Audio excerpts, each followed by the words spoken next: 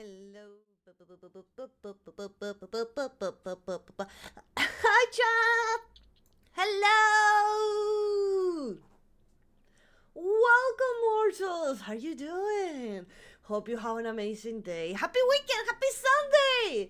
And it's Sunday, my dudes. My dudes, it's Sunday. Hope you had an amazing weekend. Oh my god, it's been so long. How are you doing? Welcome, Autumn. Welcome, Raxons. Welcome, Danny. Welcome, Sun. Welcome, Cravens. Welcome, Awu. Welcome, everyone. Hope you have an amazing day. If I haven't said hello to you, then type it on the chat. Or give at least a little sign of life so I can know that you exist. Therefore, I can say hi to you. Hi, Narfi. Welcome, welcome, welcome. How is everyone doing? How do you manage to survive a few days without me? Bro, I've been watching the Discord. I've been like being active on the Discord and like I've been showing to you guys. By the way, we reached 30k on Instagram. Can you believe it? 30,000 people have been following me on Instagram. It's crazy. I know. I can't believe that amount of people like been following me or watching my content. I'm like, are people watching my stuff? Do people watch my stuff? Also, hi, Rantos. Welcome to the stream. Come on. And also, we are not really far away from reaching 3k on YouTube. Right now, we are 2,267 subscribers. And holy shit, brother! What? Wait, what? Gannon just gifted 20 subs.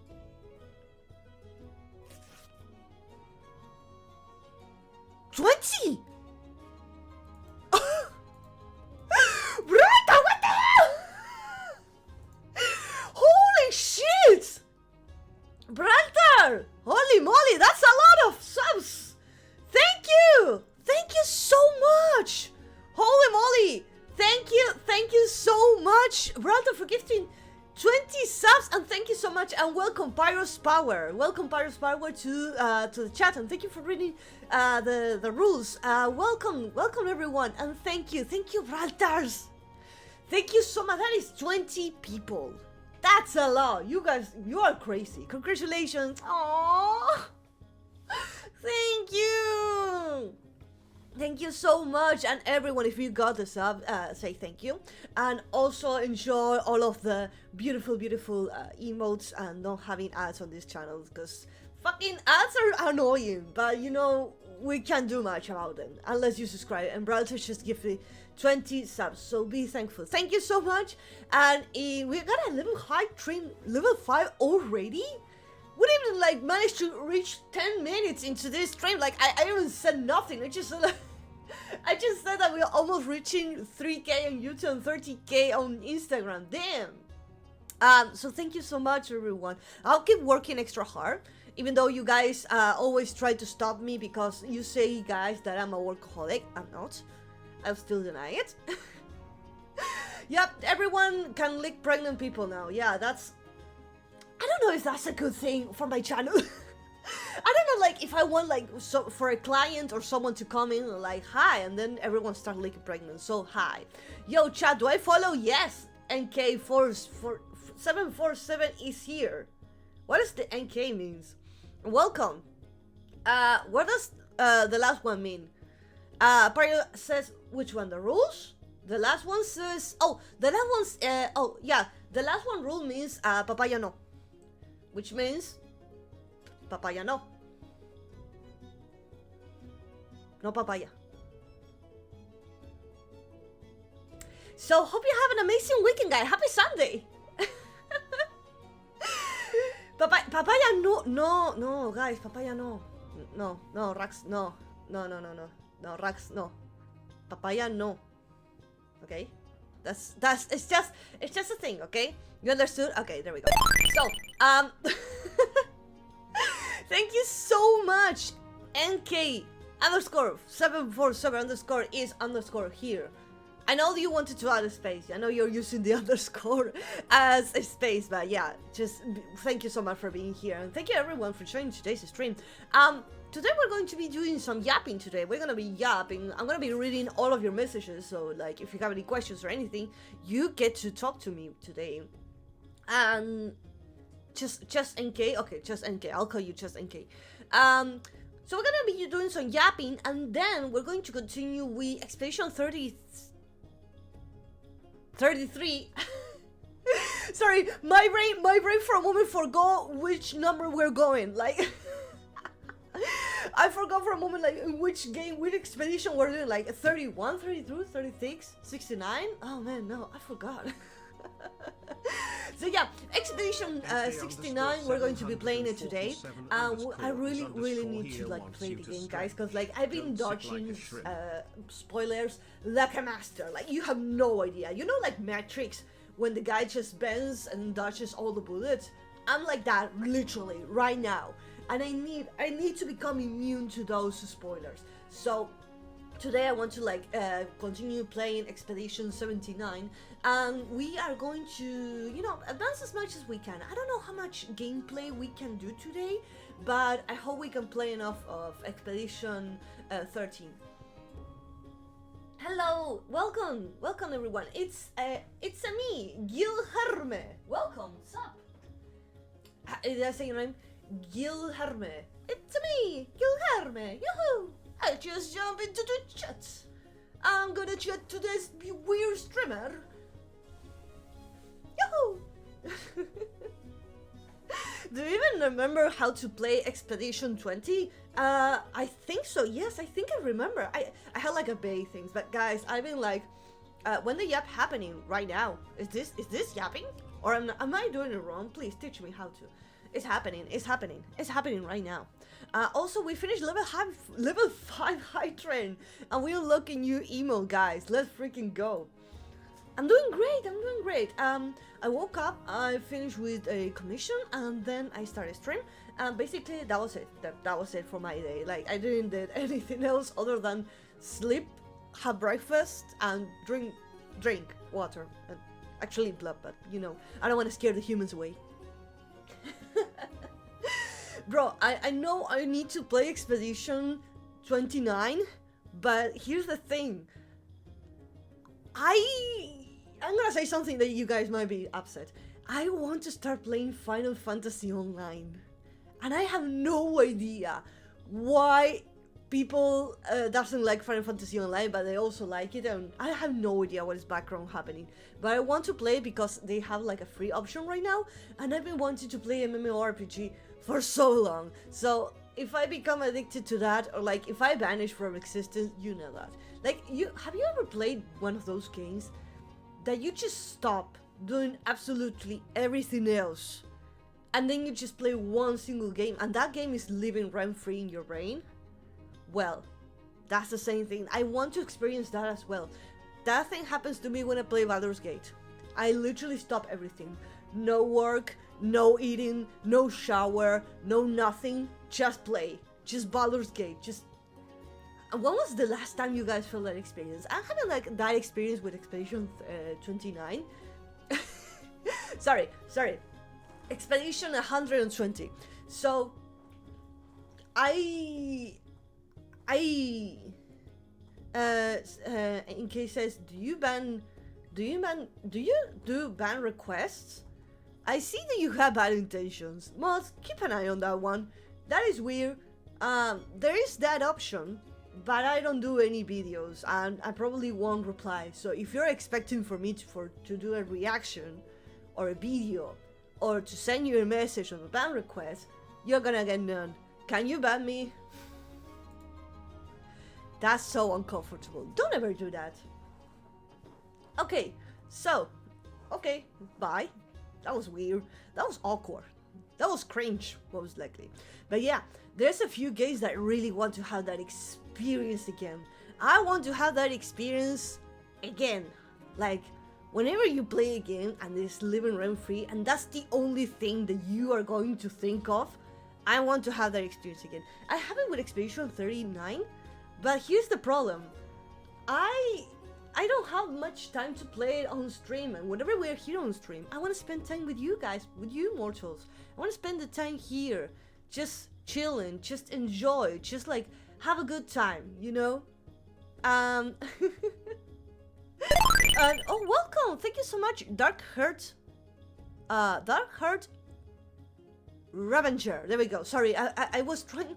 Sorry, the dyslexia hit me for a moment. I was trying to see there was an R next to the T, and yes, it was. And thank you so much for the beautiful follow. Hope you have an amazing weekend. Hello, King Gray. Salutations. By thought rare honor to join this digital con revelry. Welcome, King. You came from a far distance, from a far land. Welcome! Hope you're having a beautiful spot to rest your beautiful adventures here. Take your time, rest, drink water, and enjoy the stream. Oh man, we were talking about games, but we were talking about those games that make you feel like you're really in the game. Like, all that you can think of is playing the game. Oh, and today I want to react to a video of, that I saw the video the other day. It was really funny. Well, really funny. It was really interesting on the way that they talking about the difference between AAA, AA games and indie games and the difference between them. And I really want to like play and have that experience, you know. Oh shit, I forgot. Thank you. Thank you, moderator. Thank you. Oh shit, thank you. Thank you, mods. Thank you. Oh man. What would I do without my beautiful mods? What would I do without them? It would be a complete mess. Butter Rights also did that too. You played Butter Right, I never play it. But I really want to have that beautiful experience again. It's like, it's hard, you know? It's hard to have like one of those beautiful experiences where you just have fun. Oh, sorry. I was multitasking here. I was like multitasking one and again and again and again and again.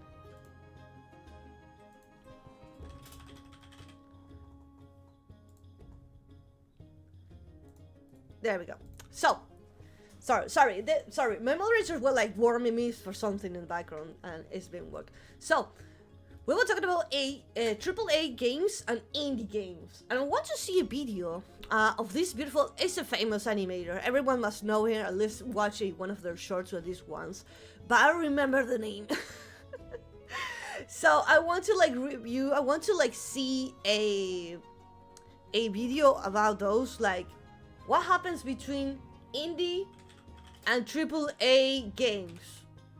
By the way, I'm not a huge fan of AAA games, and like also it doesn't sell me anything.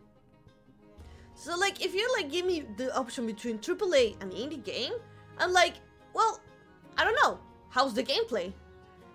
AAA games like doesn't tell me anything. It doesn't like, oh, but you're gonna have great graphics and stuff. I'm like, yeah, but I'm not here for the graphics. I'm here for the, you know, for the fun. So like it. Oh, there it goes. Cyclotones HD. I want to react to that video. We're gonna be watching like a few videos and then we're gonna do some gameplay. As long as the story of the gameplay is good, I'm happy. Same. Because like, if you ever want to like create something, this is something that I learned something the other day. If you want to create something, graphics doesn't matter. It's what it looks. It's what visually good looking attracts people. It is hard to make, even if it's like, for example, Deltarune, Undertale. You say it's just a pixel game. Still, it is a good pixel art. It is a good gameplay and has an amazing art style. But that, besides of that, it also has an amazing gameplay and an amazing story. And the gameplay grabs you unpredictable. It doesn't make sense. Like, it's not much fun if you're playing a game where like, oh, you enter in the dungeon and they give you a sword. Well, now for the rest of the level you had to cut grass. That's the mission. The next level, oh, you got a bomb. Now for the next level you're gonna be using only the bomb for the rest of the map. And it's no fun. It's no fun. It is great that they give you the option, the weapon. It's great that they give you the weapon.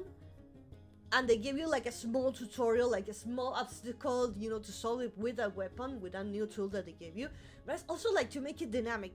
Deltarune is one of the things that I love because it has an amazing user experience of how to guide the user and how to make them understand every movement. For example, when you fight one of the bosses, when especially secret bosses, but like those are like go crazy. Whenever they create a new attack, a new random thing that you have to learn, they do it slow and they do it once, and then the following attack like a little quicker, but you know, you can still learn from them. And then the following attack that they do, it starts to become faster and faster and faster, and then they start to combine other attacks and the previous attack, and like it is not a tutorial, it doesn't have a tutorial, and that's what's beautiful. Kel, thank you so much for the beautiful follow. You know what game has a master degree on user experience, on teaching them how to play a game without a tutorial? Mario. You know the first ever level of Mario where you just start, you walk to the side, you have a few blocks, and if you punch the block you have a mushroom, and then you find the first Goomba, and that's it, and you can only walk to the right, you know? Everyone knows the first level of Mario, like the classic one, the pixel one, the 2D one. Well, that's a great user experience, and it doesn't give you any tutorial, and it gives you every tutorial. Pig also does that. I'm gonna go to Pig in a moment. But here's the thing, how do you teach the user, the player, how to play the game without giving them a tutorial? So, Mario, the first thing that you do, you walk to the right, because you start on the left. And if you try to go to the left, you will learn that you can't go back. Okay? So, you teach the user that you must go to the right and you can't go back. The second thing that you find is a Goomba. The Goomba, it slowly walks towards you. There's no objective, no nothing. It's just like a single Goomba walking towards you. That teaches you that you can jump over it. If you jump on top of it, you will kill it. Or if you touch it, you die. And if you lose, you die. You start like right next to it, and it gives you time to like try again in a really quick way. So now you learn how to kill the enemies. And then you have blocks. You have the normal blocks and the question mark block. From there, you teach that if you're small, you can't break the bricks. If you hit the question mark, you get an item. If you're big, you can break the bricks. And that's it. And then you have a pipe. And then you have to learn that you have to jump. And that's it. End of the tutorial. That was a tutorial. And nobody noticed. The tutorial taught you that how you had to jump and you had to break bricks and you had to like get items. End of the story. And it didn't need to like give you anything. That's amazing. That's beautiful. Bro, another great experience that I noticed when I played Pig. You know, Pig, the game that everyone's playing with the co-op. Well, Pig also has a tutorial as soon as you start. And I'm not talking the book, because the book is a lot of pages, even though they're like just a few words. Nobody reads it, and you can ignore it, and you can miss it. You can just pass by or never find the book or never read it, or maybe you're lazy. So how do you teach a user who skips the book and doesn't read the tutorial? Well, easy. You give them tools. The first thing that you see, the first thing that you learn is items. You have luggages, you have items, you have the backpack. Okay, you're good. Then you have some slimes. There's always slimes next to the plane. Why? Because if you have slime next to the plane on the first level, users will get curious and they will touch it. And they will slip, fall, and get poisons. Also, fools, welcome to the stream. You can't read, but you can write. Welcome. Fools, welcome to the stream. Hope you had an amazing time. Happy. We're talking about user experience. So, but there's a secret behind the slime, okay? Because maybe you could just put spikes next to the plane. But they don't. You know why? Because the slime makes you fall. If you get poisoned, and you don't see the health bar going down, you don't give a fuck, or maybe you aren't paying attention, you would just keep going and you would never learn nothing. Instead, the slime forces you to fall, and it will force you to see that purple means bad. Purple means poison.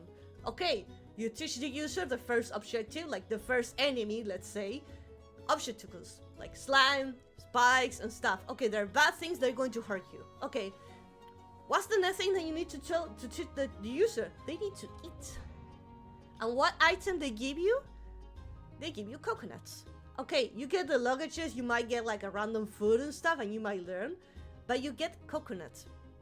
And there's also fire. On the fire, if the user gets close, they will learn that they can cook the food. The coconut has a really secret thing. You have to break the coconut. Also, you have to climb.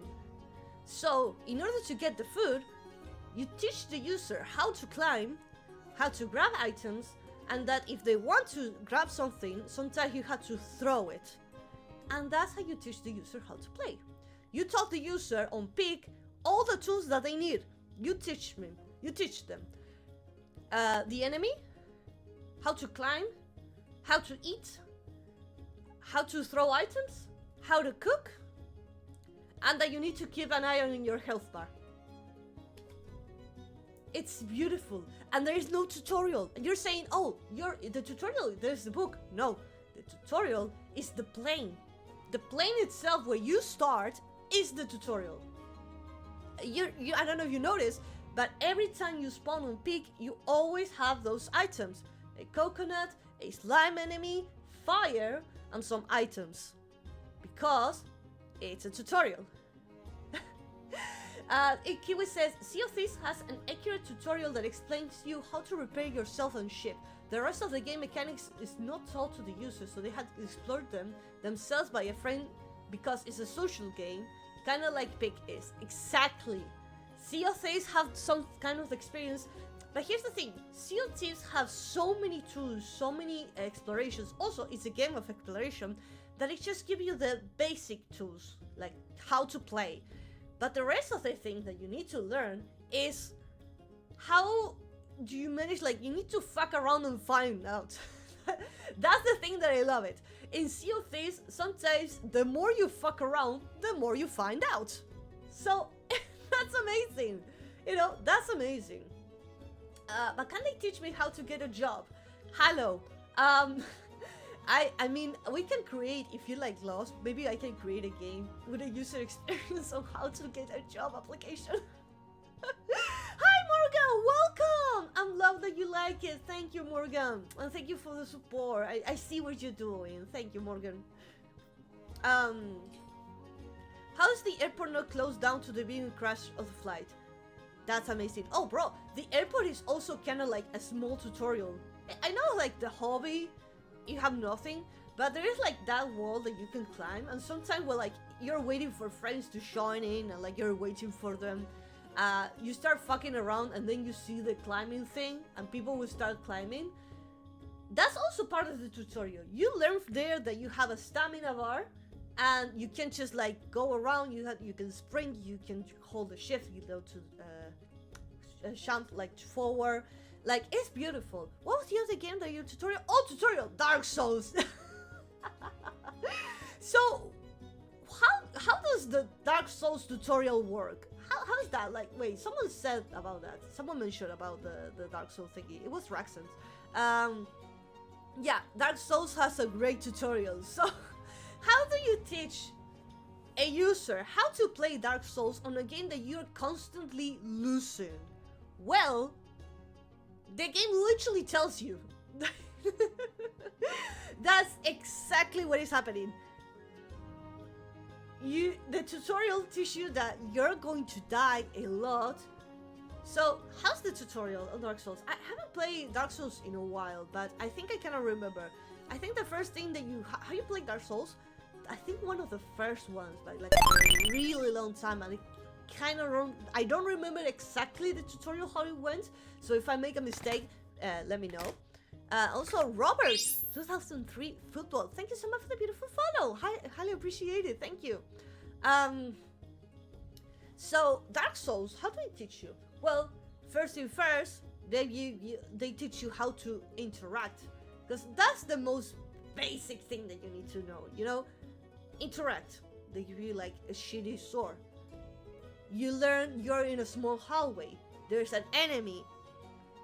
You start swinging your sword around, and you learn that the walls are going to interrupt your attacks because you need a space in order to like swing your attacks.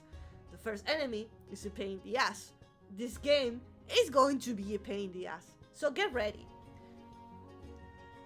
The thing about the tutorial in Dark Souls is that you don't notice, but the enemy is really close to the spawn place. And that's on purpose. It's the same example that we have on Mario. On Mario, as soon as you spawn, you have a Goomba. The Goomba does not appear until you move, but it's next to the spawn. So you can fail and try as much as you want until you learn how to learn the enemy. Because if you put the enemy, let's say the enemy is really, really far away from the spawn, okay? And you just walk. First thing first, you learn nothing on the way. Second, if that's the first enemy and it's really far away from the spawn, you have no idea how to attack, how to defend, how to move, how to dodge, how to crouch, what's the pattern, how do they move, what is the hitbox, do they attack from distance, do they attack for close range, do they have spells, how do the spells look? Like, you have to teach them everything, and just by visually teach them. You don't have to put any text, just visually I have to tell you everything by just looking at it. So, the enemy needs to be like almost near close to the spawn, because if you fail, you get to try again and then you learn. Also, welcome to D-Rex, welcome to the stream, how you doing? Is that a pack of... It's S-tier blood I have in my hands. And that's the beautiful... There's a video of a guy making his dad play Dark Souls as his first game. It's really interesting to watch him struggle with how to read the UI plus the controls. That complemented with a Grass Burton video about making her girlfriend play games is a really good explanation of how we learn gaming. That's beautiful, that's amazing. But yeah, like, it doesn't matter the age, it doesn't matter like if you're related to technology or not. You must understand it. Like, it doesn't matter like if you have never ever grabbed a game before in your human life. You must understand it by just watching, by just seeing sounds, visuals, actions. So he was one of the old guys who hated games that says after he has done the most fun challenging experiences, he's like, exactly, bro. I remember there was a part of the quote-unquote tutorial of Dark Souls. I remember there was like a text on the ground. Even if you don't read the text says there is a shield in front of you. Like in front of you, like there's going to be a shield that protects you from arrows. Okay, usually games, they give you the shield without any challenge. In Dark Souls, they put the shield in a really thin hallway. And the other side, there is a guy shooting at you arrows, and you have no shield. Well, that teaches you a lot. It teaches you that the game is going to be not fair. We're not going to give you anything just for free. You had to fight for it. That you have to dodge, you have to time it. There's going to be traps, and sometimes you have to fuck around and find out. So, that was a beautiful experience. How do you give him this? How do you give him the most simple item, a shield? Well, you need to dodge the arrows. You need to learn that you can crouch. You need to learn that you can dodge. You need to learn that you can roll. Sometimes when you roll, you're still going to get hit because that doesn't make you invincible. It just moves you. And then you got to get the item. And this is going to be a hard game. So, Dark Souls 1 is fair until you get into Lost Isa. That's the thing. It's quote-unquote fair for the user. And here's the beautiful thing, another thing. All of the games, if you have a good user experience, like if you follow the game properly, there's always a way to pass the game without getting hit. You always must give the user the option and the path to don't get hit. So I think that triggers me is that when someone says, oh no, I need to die in order to progress. You don't actually... Yeah, I know there's some cutscenes where like you fight an impossible boss and you quote unquote die. You don't actually die. You're following a path to follow the story. You know when, first boss, you die, and then it continues to another scene. Well, for those cases, yes, it is part intended for a narrative story, telling you a story that you're gonna die to this guy and then you're going to fight it later on the game, or maybe you're gonna find it later on the game. But when you're fighting a boss and the main goal is to progress through that boss or through that enemy or whatever thing, you must always give the user the option, a path or somewhere to stand to not get hit. No, a single attack shouldn't be undodgeable, unstoppable, or they're always... It's going to be frustrating, that's the thing. It's going to be a bad experience if you're playing an enemy and imagine like there's always an attack that 100% chance will hit you. That wouldn't be fair. That would be frustrating. Imagine like if a gamer wants to do a no damage challenge. I don't know if you noticed, but every time you fight an enemy or every time you fight a boss or they throw like a giant magical ball of fire at you, there's always a place for you to stand and dodge it or cover it or parry it. But you always give the user an option to dodge it. Because if there's an attack that is 100% impossible to dodge, cover, parry, and you're always 100% sure you'll always get damage, it's going to be frustrating and not fair. You can win an entire game without getting hit once in God Hand. You can play games without getting hit once. Unless the game forces you to quote unquote die to progress to the next scene. You should really try Outer Wilds. Well, you guys have been recommending me a lot of games. I want to remember you. I still need to finish Expedition 76. I love that I choose the number for every time that I mention it. If the attack is undodgeable, learn to glitch it, like you did in Outlast 2. Oh my god! Well, in Outlast 2, so here's the thing, in Outlast, they always give you the option to progress without receiving damage, or if you receive damage, it's maybe because of a cinematic or something narrative, but you always can pass the game without receiving damage. In Outlast 2, what happened is that I had to hide to dodge an enemy, a boss, and then I was be able to go forward.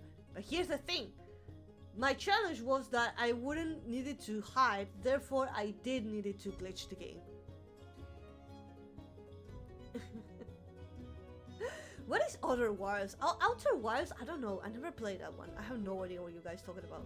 It doesn't ring a bell for me. But yeah, that's the thing that I love about like current games. Like I think that's the thing that almost nobody sees. Nobody sees that there's always a way, a path, or instruction to give the user how to progress the game. Whenever you're in the map and you find an item, the item always has something that separates from the background to let you know that that is an item that you can interact, and not like maybe you see a sword on the wall and oh, can I grab that? No. How do you know that you can grab that sword and just the decoration? Well, it doesn't shine. The texture looks different. Maybe there's like a yellow thingy on top of it. But items always separate from the background. Sometimes. But there's always like, how do you do like in a room full with swords and you can pick up only one sword? How do you tell the difference? How do you let the user, so they don't have to like go around and click on every single sword to find out until where's the sword? How do you tell the user? You separate it from the background.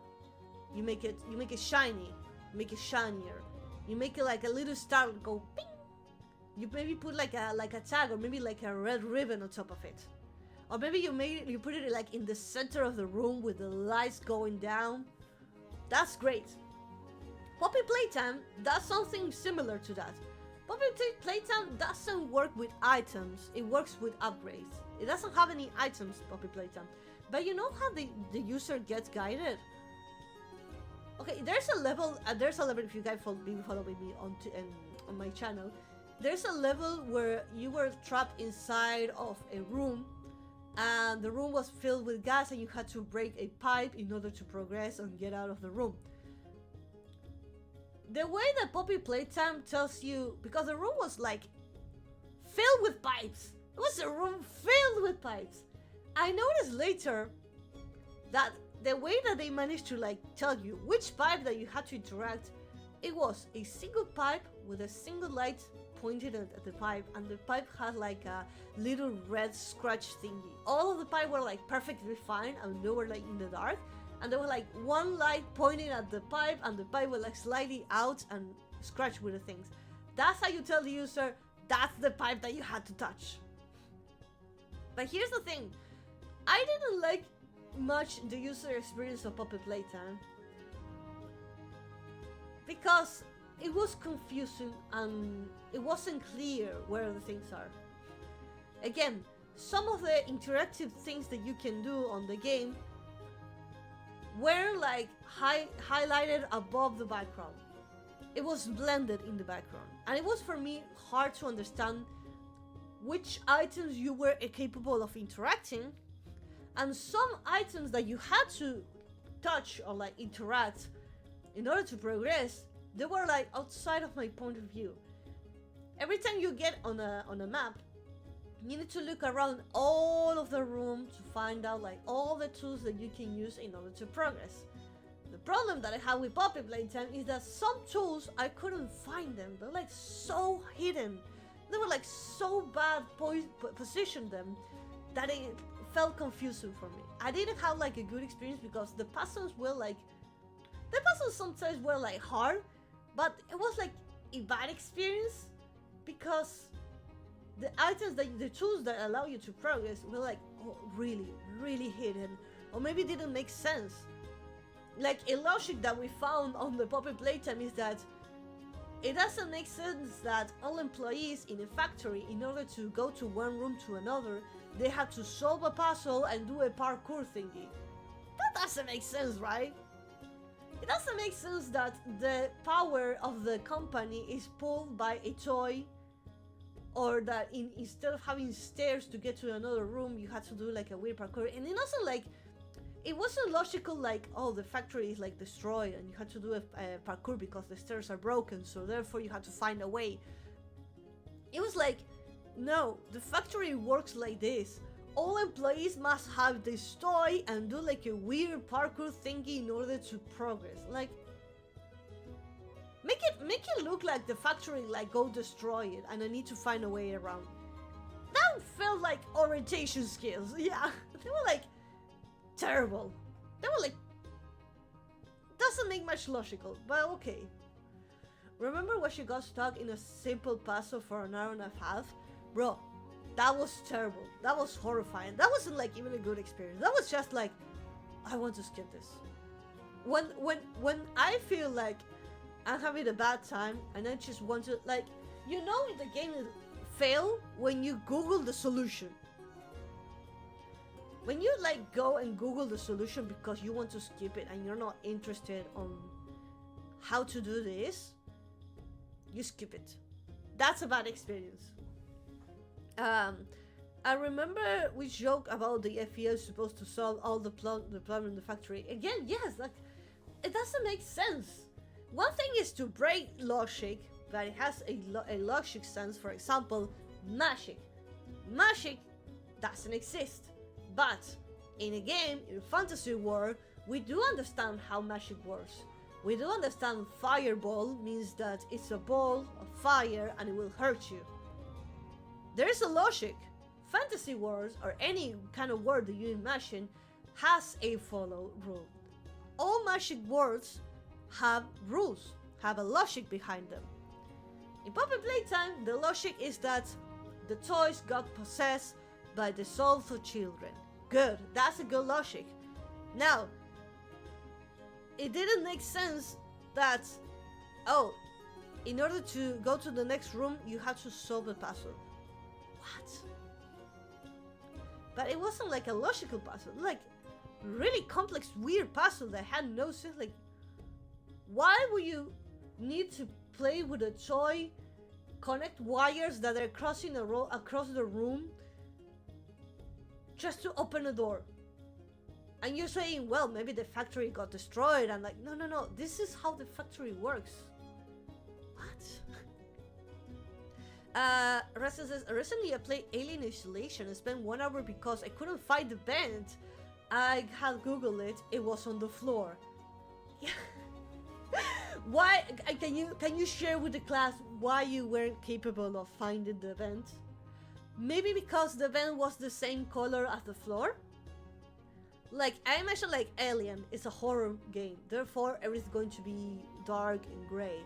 So I imagine that event, you imagine that it's going to be gray, and the floor was also gray, and it had nothing that it highlighted. So I imagine that the problem was that you couldn't find the vent because it was the same color of the background and it had no interaction unless you hover the mouse. That's another bad experience.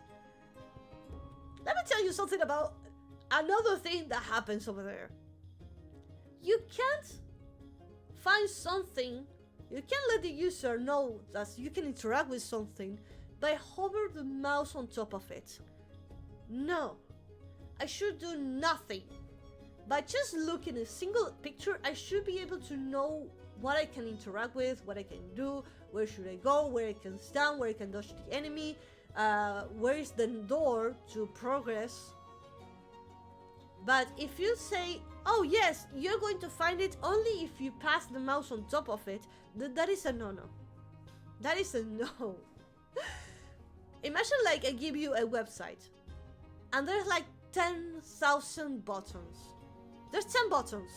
Only one of them is actually a button. The rest of them is just looks like a button.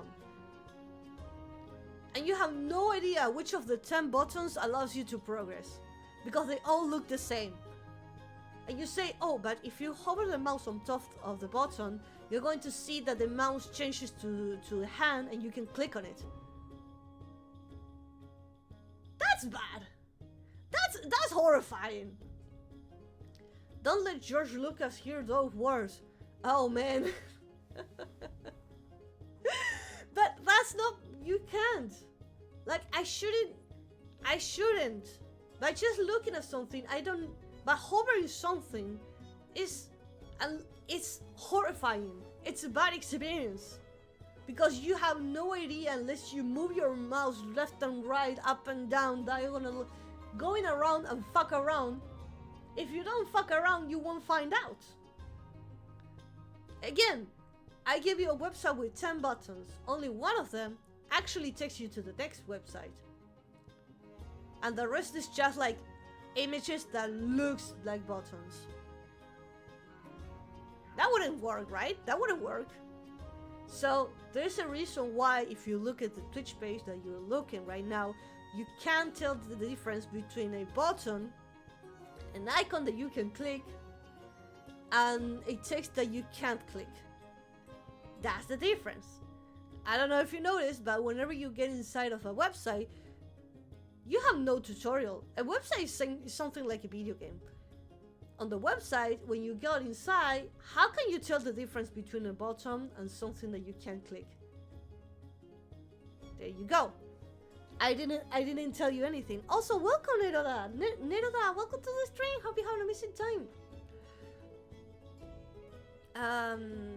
He says, to be honest, was a limitation of the era more than anything else. They wanted to do graphics for, well, an adventure, classic animation, cheat code, static, background, animated, interactive, option. They weren't really an option. Well, all of this is like extremely new to the people. All of this is brand new. Can you shut up, phone? Can you shut up? Sorry. So, here's the thing. It's... Back in the day, there were like no studies about this. So, if you play a game that is old school, like one of the first games old school, you're going to notice that it's frustrating and hard. Why? Well, because they didn't have all of this user experience knowledge. Hi Heineke, welcome to the stream! First thing first, graphics were extremely limited. Extremely limited, like you didn't have any other option. It was pixel or pixel, and that's it. But here's the thing, why, for example, Undertale, which is a pixel game, it's more funny and happy, a good experience than an old game that also have the same graphics. Because there's a lot of user experience. For example, Undertale teaches you, as soon as you start, about there are going to be puzzles. They teach you about how to dodge, how to attack, how to move. Back in the day, games only just started and there's an enemy and they give you 0.10 seconds of time reaction to understand that it's killing you. What is killing you? So you spawn, you die, and you're like, what killed me? That's a bad experience. You can just spawn, have an enemy next to you, and it kills you. It doesn't teach you anything. It's basically, you get questioning like, what?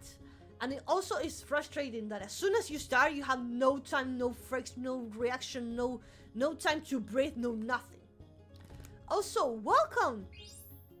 Wild Horse, welcome to the stream! So, here's the thing.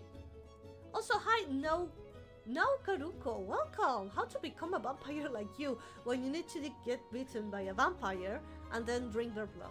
Easy. One old franchise I would love to play but aged so badly is Ultima games. I never play it. But I know, and I think that happens with old games is that they didn't tell you or give you feedback or anything. So, you know when sometimes there's an enemy coming? And you know that it's coming. How do you know that it's coming? Well, you maybe add like a little arrow on the side, on the corner, on the border of the screen, or maybe you give them like a sound. But there's also the option that you always have to find everything by visual. Also, welcome Professional. Thank you so much for the follow. Highly appreciate it. Welcome. Hi X. Hello. Hi X. Welcome, welcome. So, the old games, the reason why they're hard and frustrating is because they have zero experience of how to tell you how to fight an enemy, how to use the controls, how to fight if there are items, how to face an enemy. Usually back old games, here what happened. In old Donkey Kong games, some games they're like really frustrated and you can tell the difference. Have you ever seen the difference between the classic old game and, for example, the Donkey Kong game versus the remastered one? Well, and you notice that some things besides of the graphics, some stuff changed. They fixed those user experience problems.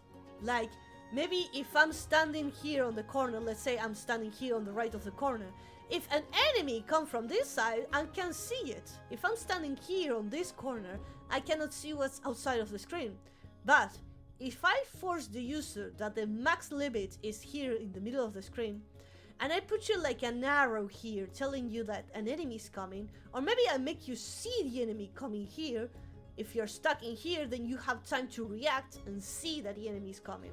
Now, if I allow the user to stuck here on the wall, then you're not going to see what's outside of the screen. So sometimes games forces you to stop on this type of the corner, or maybe the camera allows you to move until this part of the screen, so it gives you time to react and understand that an enemy is coming, that something bad is approaching. Hey, warning, something is coming. Beware, prepare yourself. Also, another bad experience that the old Donkey Kong game brought. Donkey Kong games are like amazing game, but it also have a problem. Sometimes the items on the things that you can interact, or sometimes enemies, blended with the background. The background was so confusing, was so chaotic, that you couldn't tell the difference between an item, an enemy, or the background. Let me see if I can Donkey Kong country. No, Valencia, no, country. Country. Do-do-do-do, do-do-do-do, do-do-do-do-do-do.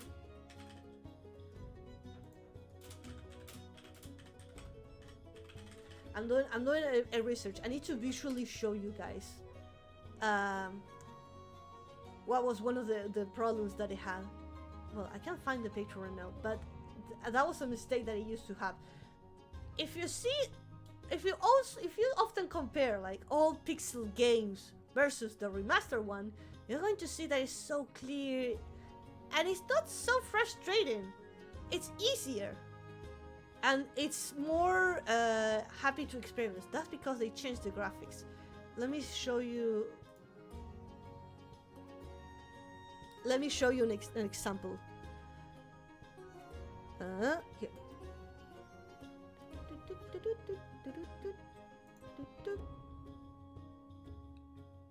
So here's an example. Where's the mistake on this one? Let me let you know. There are two enemies right now. Which are the enemies? These are the fish. The fish are the enemies. The fish are the enemies. The walls, I mean, well, yeah, you can tell the difference of the walls and the water because the water phone, the background is blue and the walls are green. But here, let me let you know, you can sometimes get stuck here on the corner of the wall. You could just like be on the borders on the screen and you wouldn't know what is coming. So maybe you're like moving too far from this screen and you get hit by something and you're like, what hits me? What hits me? You don't know, and you will never know because you died. And also the game was really frustrating because you only had 2 life or maybe 1 life and dying was constantly. It almost feels like a Dark Souls game, but let me let you know, it wasn't a good experience. You had to really pay attention to the map. If you look at the remaster, they changed the colors. Hello, looking for fortress. Looking for the silverling. Sorry, I didn't say welcome. Welcome, looking for the silver. How you doing? Divine, welcome. How you doing? But yeah, that's the thing that you also need to learn. You need to pay attention to a lot of details that maybe people doesn't watch, but I do pay attention to them. So if you ever find stuck in a situation where you have no idea what to do, the game always tells you, the whole game, if you make a good game, there's always a solution, there's always a path for you to go and solve the problem. Hello, I cast Unholy Headband. Oh, thank you so much. Thank you.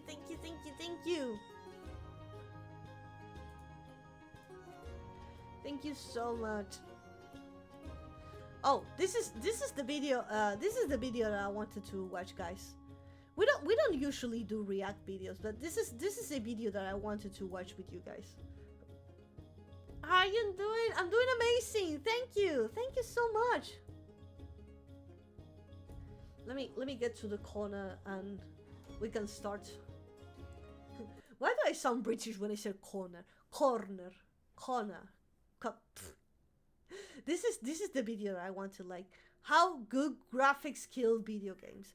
Okay, one thing is like try to make it look good. Another thing is like try to simulate as much as reality as possible. Which again, not a huge fan. I'm just here for the gameplay and for the story. If the story and the gameplay doesn't work, the rest is just decoration. This video most likely from a phone, possibly a computer or a TV, and if you're really freakish, maybe even a smartwatch. Hey man, you okay?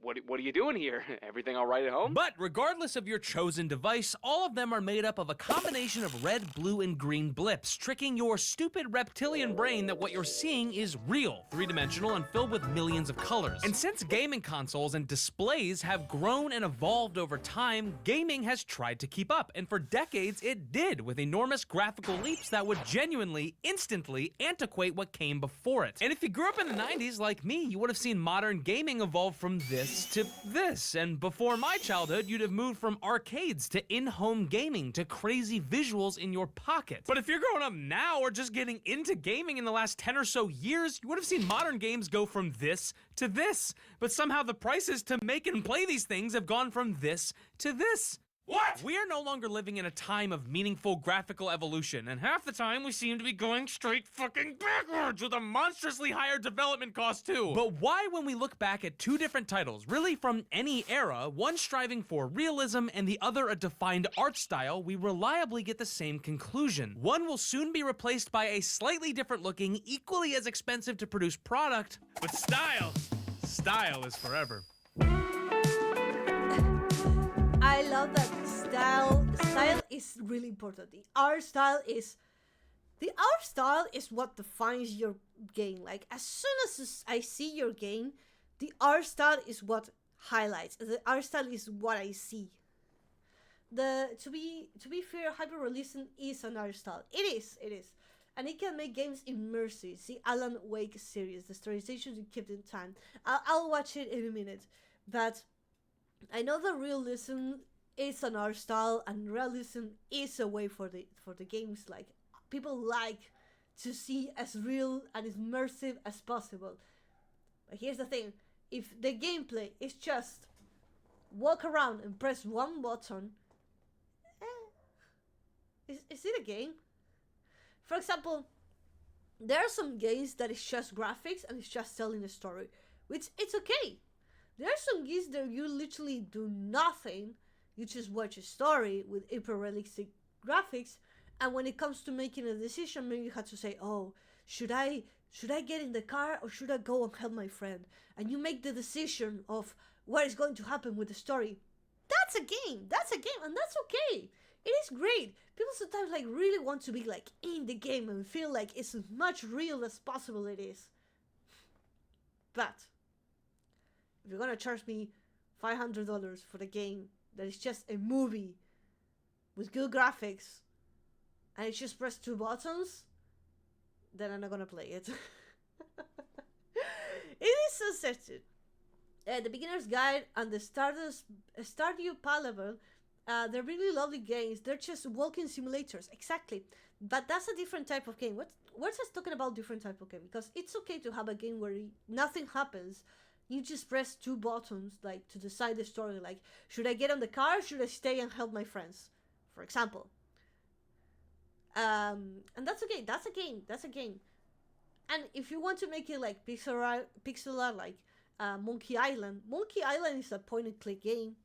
I saw someone play. I did for a video to someone who were playing a game who was like that. Who were just literally looking at a story, and every now and then you had to press A or B to decide which option you were going to be. That's okay. But whenever here's the but.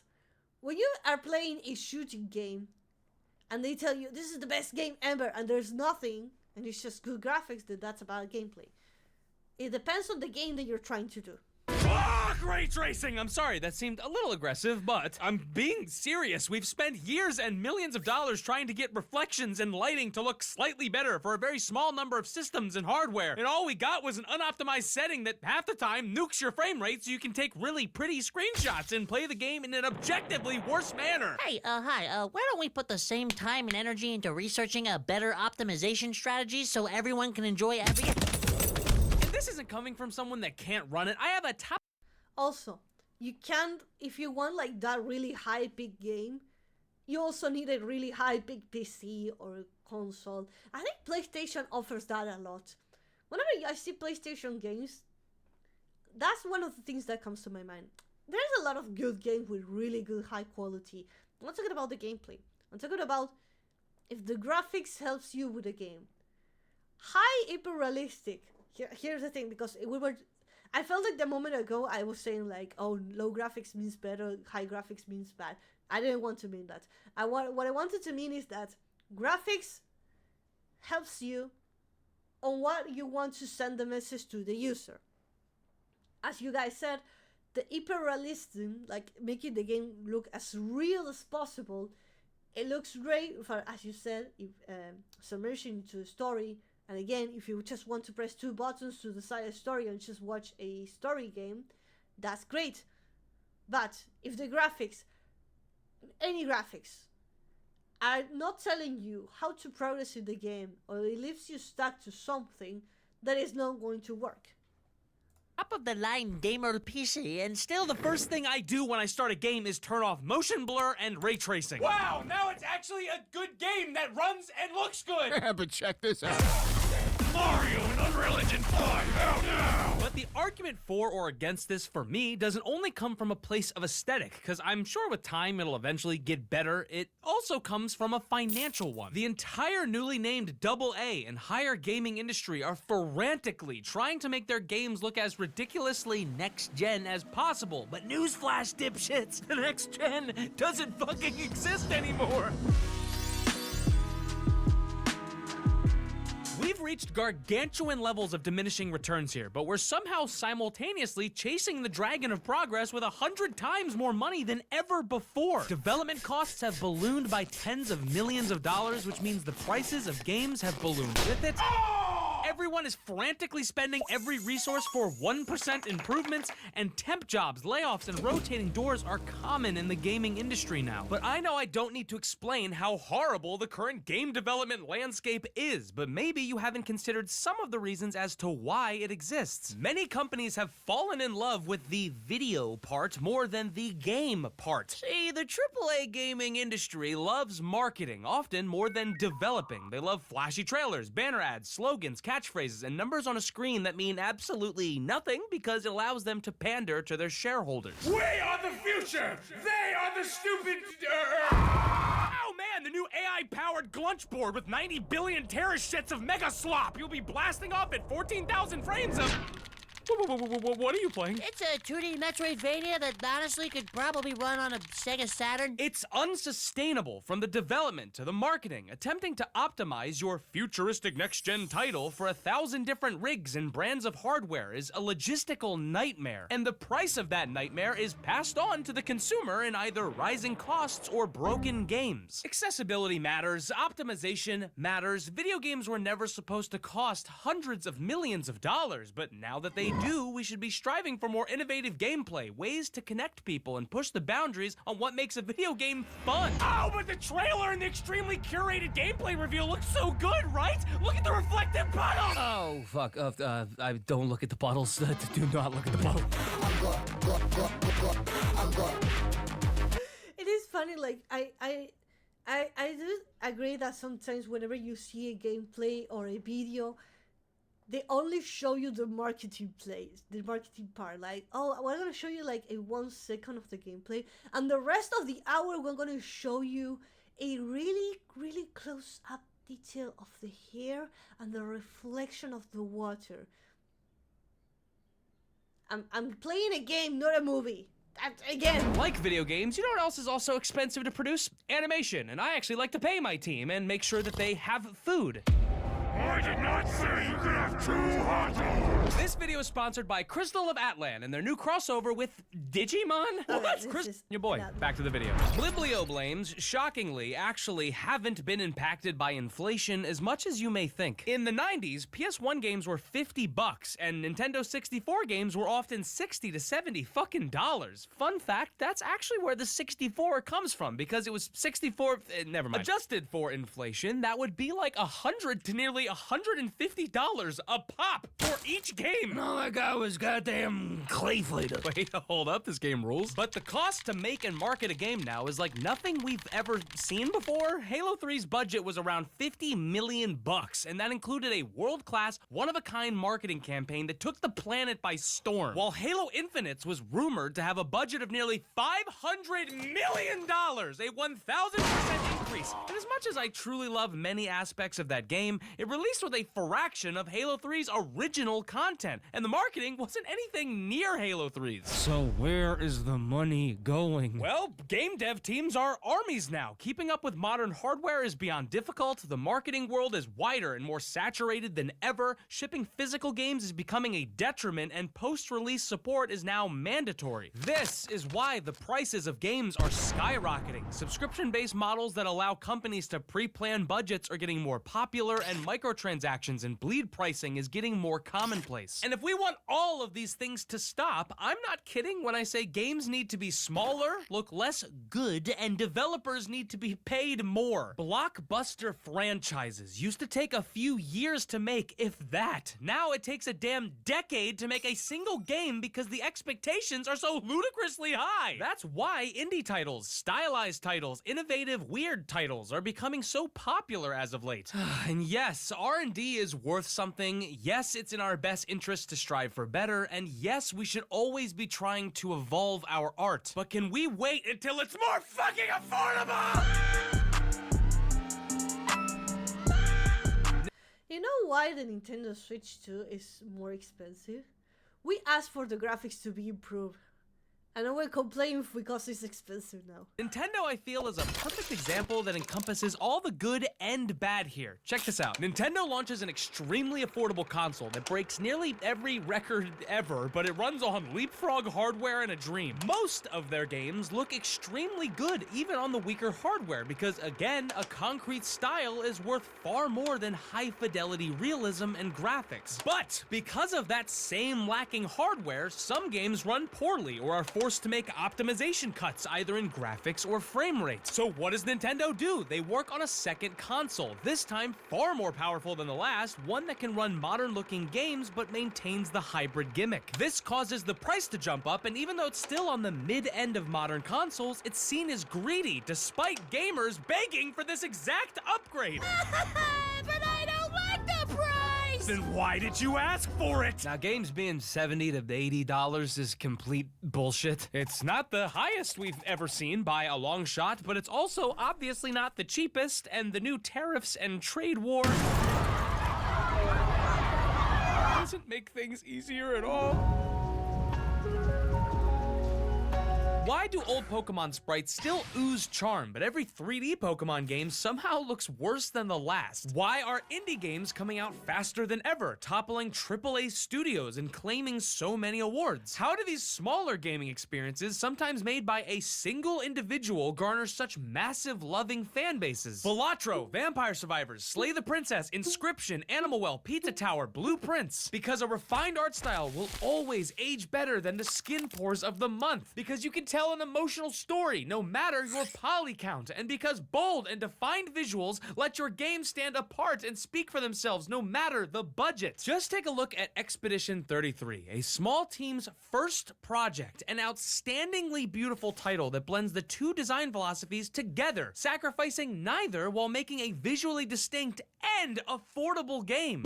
By the way, this is like one of the best games I've played in the recent decade. If it doesn't win Game of the Year, I might actually lose my mind. And this isn't like nostalgia glaze either. This effect happens time and time again, and not just with modern indie games, the gaming industry as a whole. Look, Last of Us is an incredible game, no argument there. One of my favorites, and obviously a very high fidelity and pretty game, especially for 2013. And by the way, do you want your brain to fucking melt?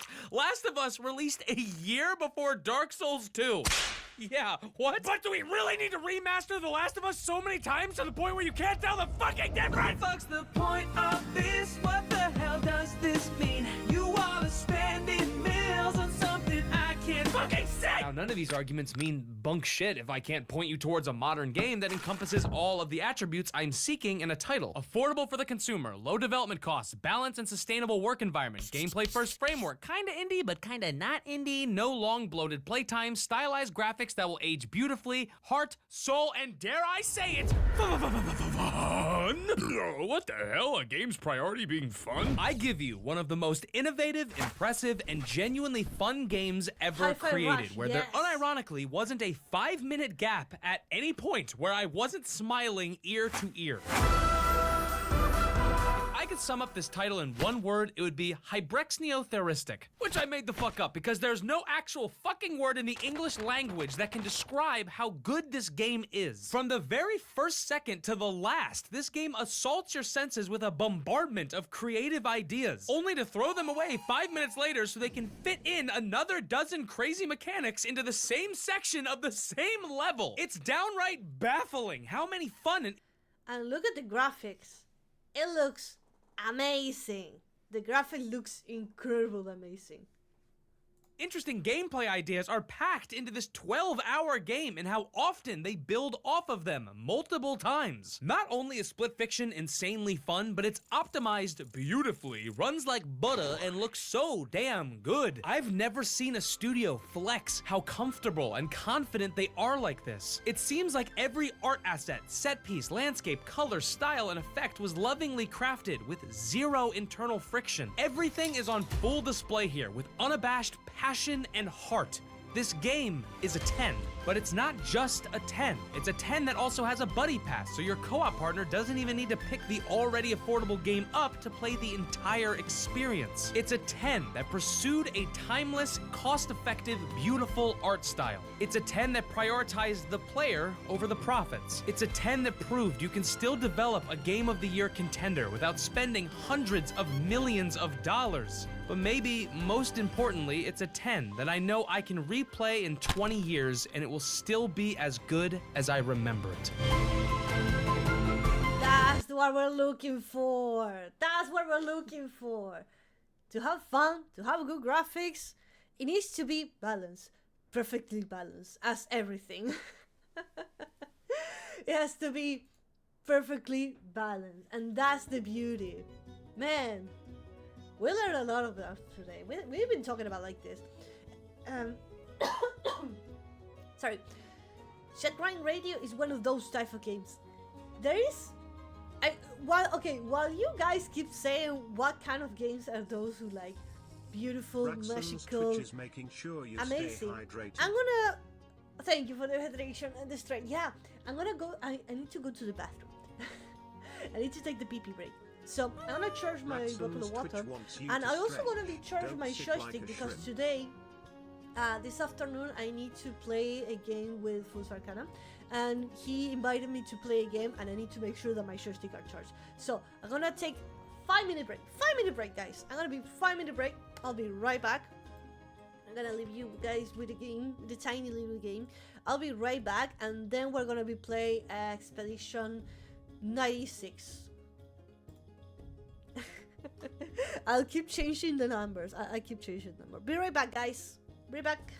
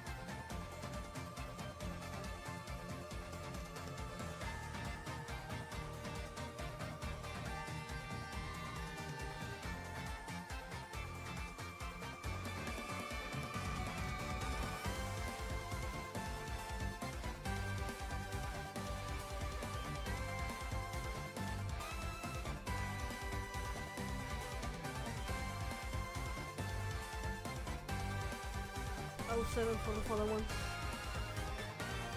Alright, I'm back. I wanna test something. Can my mods change the category? Expedition 629. Glad Obscure. Hello! Hi, sorry, you were like on your streak, you were like hyping. Oh man, thank you! Thank you, Chad! Sorry, interrupted your high pick gameplay.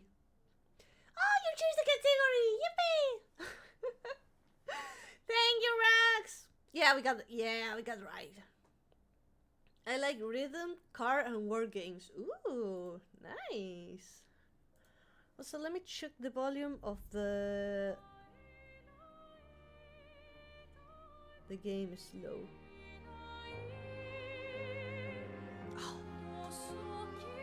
I think what I'm going to do with this game, I'm gonna play it here on stream. I'm not gonna play it off stream and take my free time to explore everything. I love it. I don't know if I'm going to play this game. I mean, I love it. I love it. I'll see. Oh man, I was in the old Lumiere, and I was visiting the old man's house. Oh man, this is going to be a bad comeback. Oh my god, is he standing on the door? He's motherfucking standing on the door. Motherfucker's standing on the door!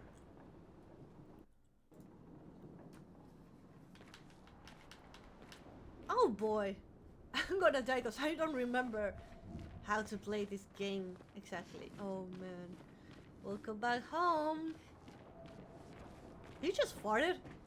I saw the mist. Oh my god, he did. I'd really like for you all to survive this. Oh, they skipped the first cutscene! Oh man. Guys, I forgot how to parry. Forced us into this. Ah! I pressed all the buttons and it worked. Woo!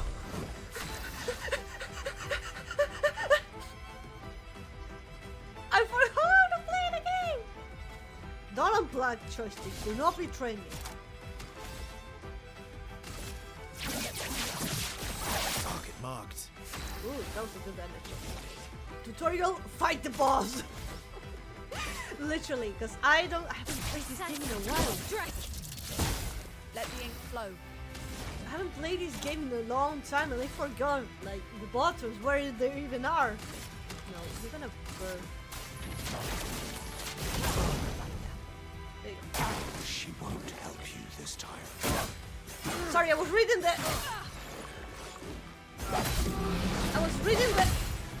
I was reading how the dodges. I was reading the dodges. Sorry. I was reading how to Target the marked. dodge and thing. I'm not angry, just disappointed. I'm not angry, just disappointed. He just said that. He just said I'm not angry, just disappointed.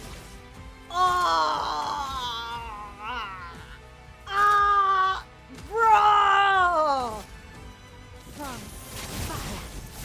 No margin. He damaged you physically and mentally and psychologically and emotionally. Motherfucker! Lightning strike. Okay. He just...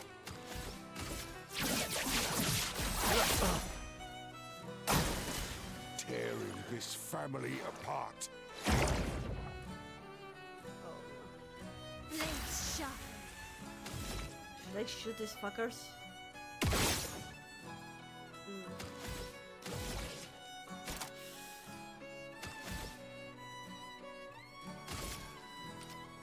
I remember that these thingies heal them. Strike. You're gonna damage to random enemies.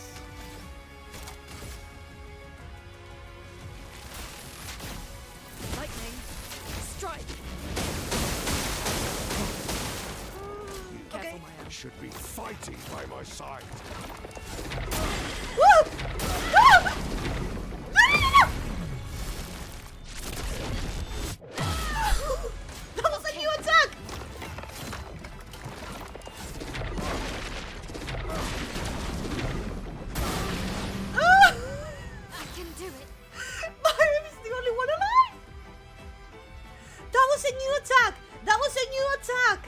Oh, I can break him, but I need my allies. Oh shit.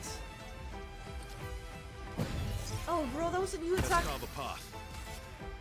Oh no. Okay, Let's dodge go it. again. Bro, come on! Oh, shit. Oh, he heals. Oh, man. Come on, Monaco! Monaco! Your turn to dance. Oh, Jesus. I forgot the mask. Today. Yes, I love a dance. Oh, boy. No, stop healing. Oh, I need to kill the fuckers. Yeah, I need to redo this and kill the fuckers. Oh. Fuck. No, I need to start all over again. Bro, I feel like I'm doing no damage.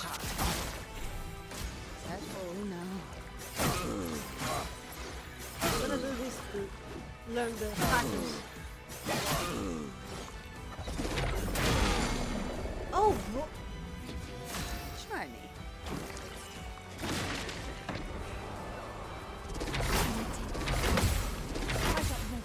Your turn to shine.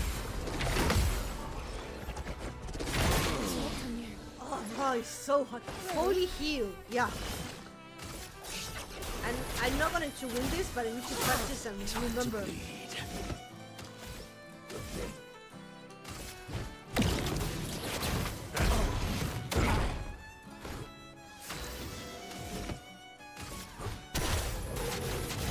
This one does nothing.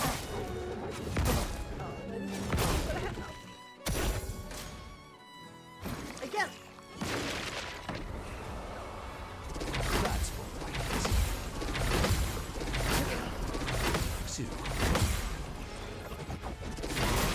Ah, last one is so hard. Do you have something to break him? Yes. Lady looks nice. time to bleed. I feel like still breaking him does nothing.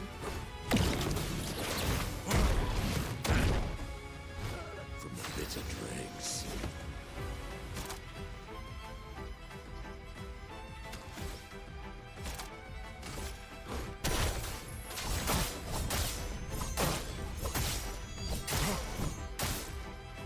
I'm not gonna win this one. I'm not gonna Your win. turn to dance. Come on, do the safety! Ah! The fun begins. Bro, I don't remember all the controls. I don't remember them. Oh fuck. I should have revived her. Oh no, I can't.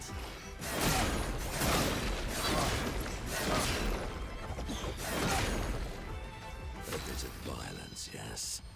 I can revive her, right? Can I?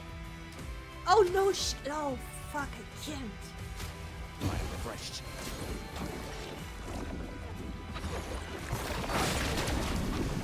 Fuck. No! Oh bro, I forgot that he can erase your character. After the battle they spawn, right? After the battle they spawn. After the battle they spawn, right? Guys? Guys? They spawn, right? Once the battle is gone, like, they respawn, right? Guys? Guys? Oh, yeah. Don't scare me. Don't scare me like that. Jesus fucking Christ. I forgot the Forced Dragon us Fairy. to this point.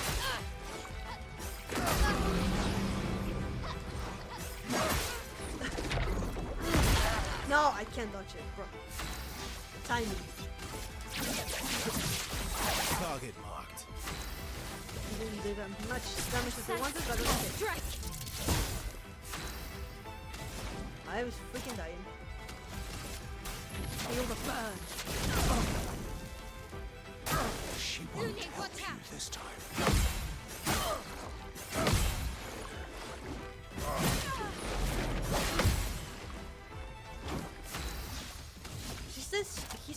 won't help you this time. What does it mean?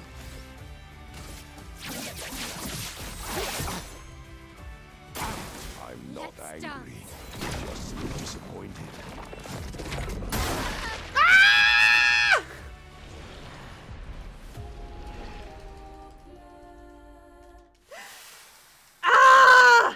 I need to come and lock the fuck in if I want to win this. If I want to win this, I need to lock the fuck in. And just focus on the music. Might must survive, she does a lot of damage. I know. Actually, everyone should survive, but you know, we're trying our best. Okay, guys. I need to lock in. Sorry. I won't be I'd really talking. like for you all to survive this. I need to lock in. Ah, fuck. Time to lock in. You Okay. forced us to this point.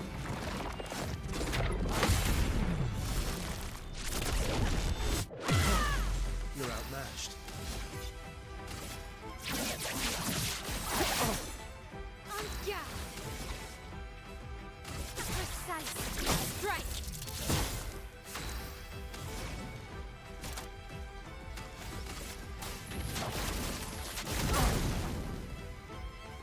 She won't help you this time.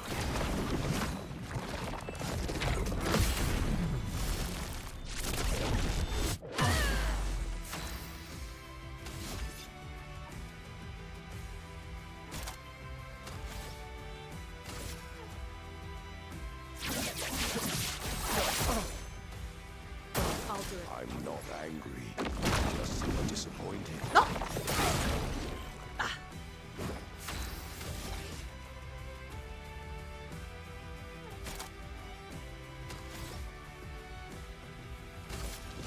On fire.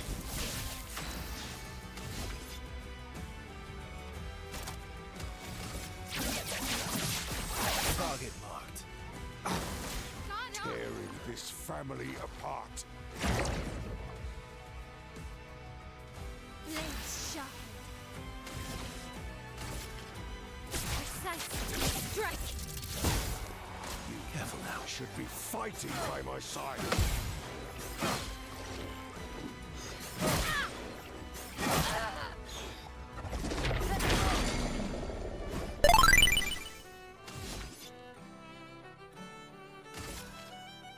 Thank you so much, Cream Pie Crusader, for the follow.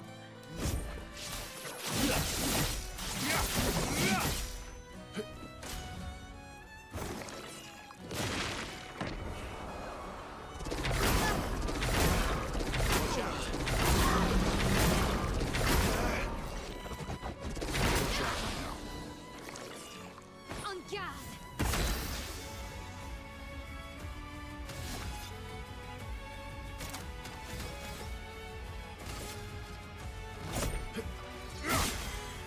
Okay.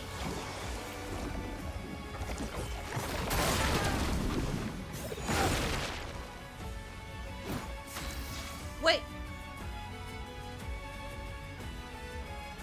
Wait, she didn't banish her because he died. That actually was useful. Because she's back.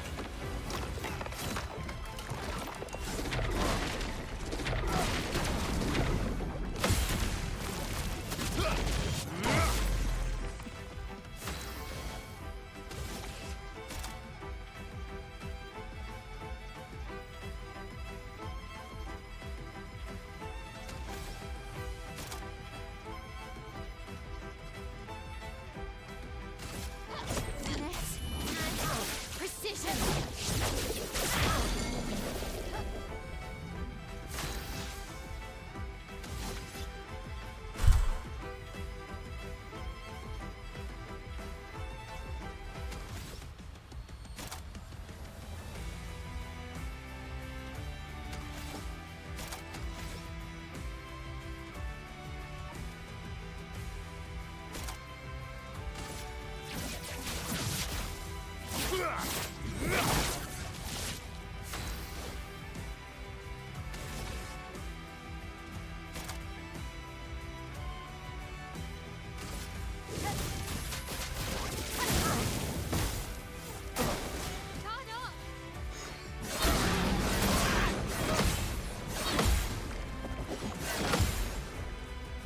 last-ditch effort.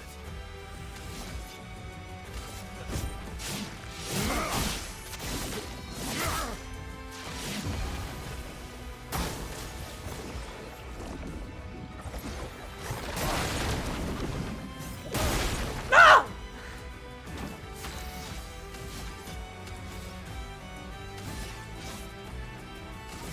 Horrendous lie.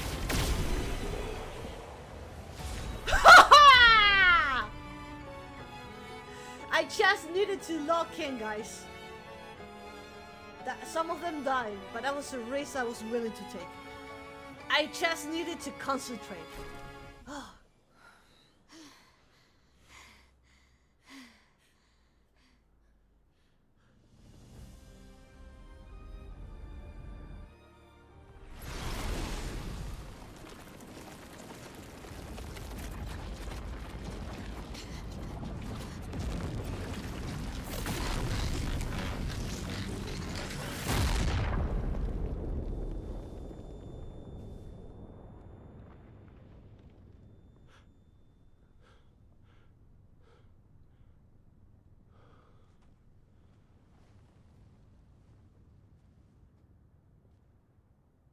Everyone all right?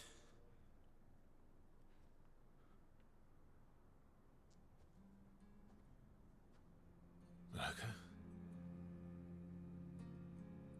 No.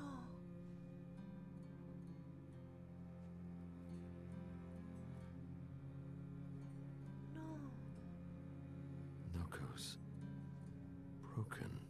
We can fix it. It's broken.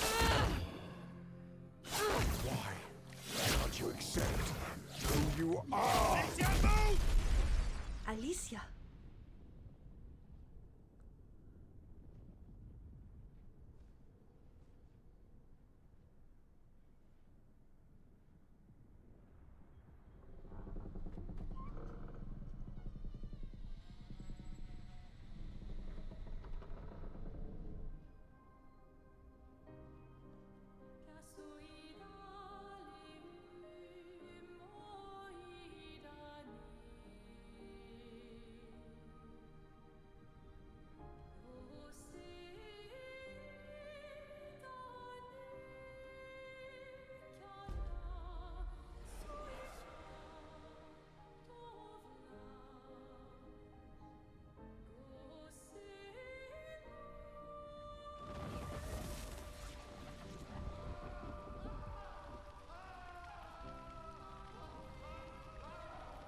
What is that? Will you tell me your name?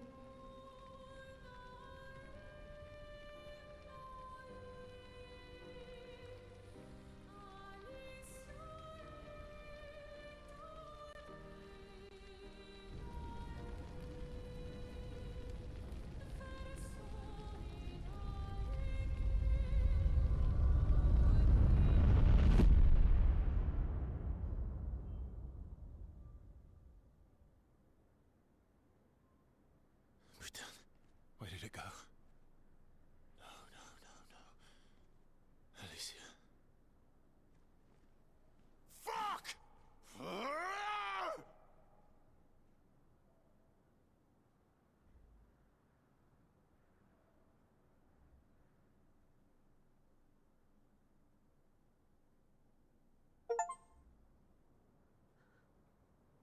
We can fix Noko. Noko was just...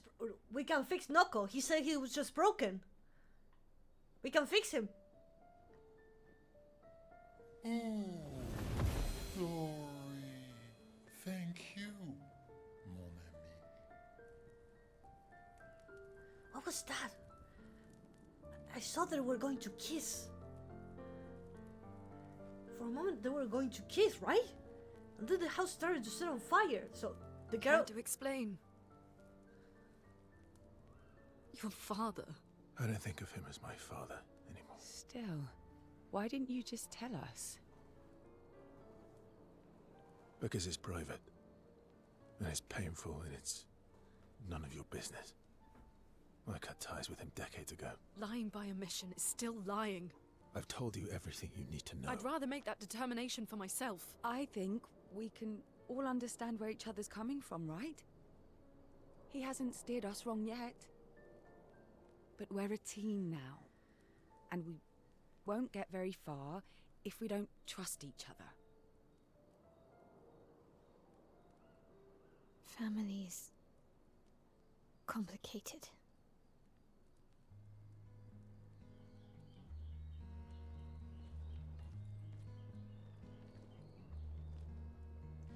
Oh no. You've traveled No. spinning in circles. Your blind eyes on the dial, stripping off. The stories say that Gestrels reincarnate. Is that true? Can you bring Noko back? Partially. We can bring Noko back to life. But not all of Noko will return. It will be a different Noko. The one you knew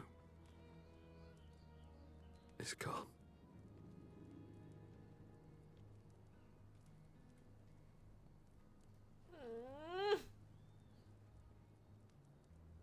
I'm so very sorry, my friend. And all for naught. The Painter's heart was in that manor, and now it's gone. We have no way to access the monolith. Expedition 58 seemed to think you knew another way. What? We found 58 and their journals. So that's how you... I wasn't hiding it. If that's what you're implying. It's a dead end. Wait, what are you talking about? There's someone else who can help us. Who? Oh.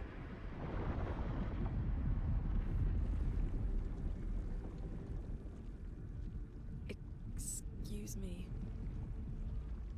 Is it true? Can you make a weapon that can pierce the barrier?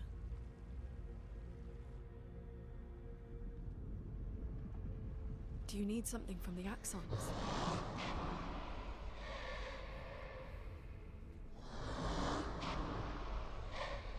Do you need their hearts? Look, to create this weapon, he needs enormous amounts of pure chroma, which is He way knows. beyond what we can get from Nevrons.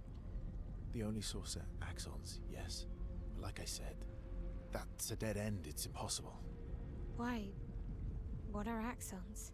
They're massive creatures living on islands around the monolith. They're much stronger and much more dangerous than Nevrons. I can't die, and I still couldn't take them down. Yet we found the corpse of one in Old Lumiere, so it's possible. I don't know how that one died. But I'm telling you, listen to me, please. Our chances of taking them down without you lot dying are close to zero. Close, but not zero. Death is coming either way. And as expeditioners, if we die fighting.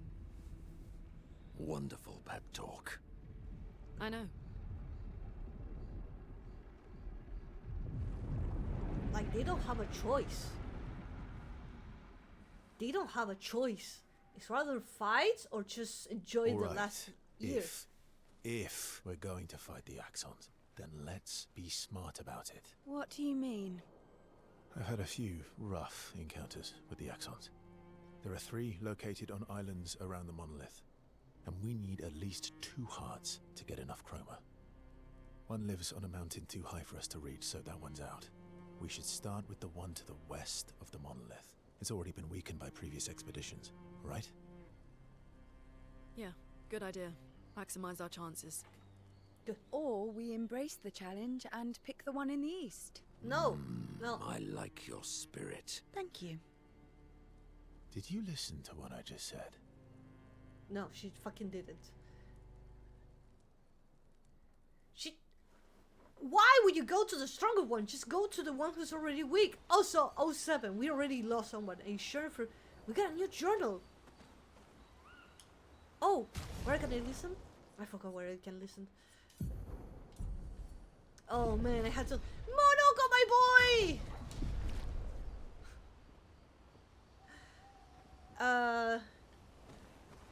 You did the strongest first? I am good. I did this. I did that. I did this.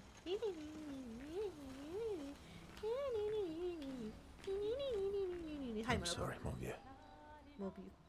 We'll bring Noko back. What was Bu? Mombu. I know. I'm ready. Just say the word. When the time is right. After we've settled this. Oh. Yeah, I spent some time with Monoko.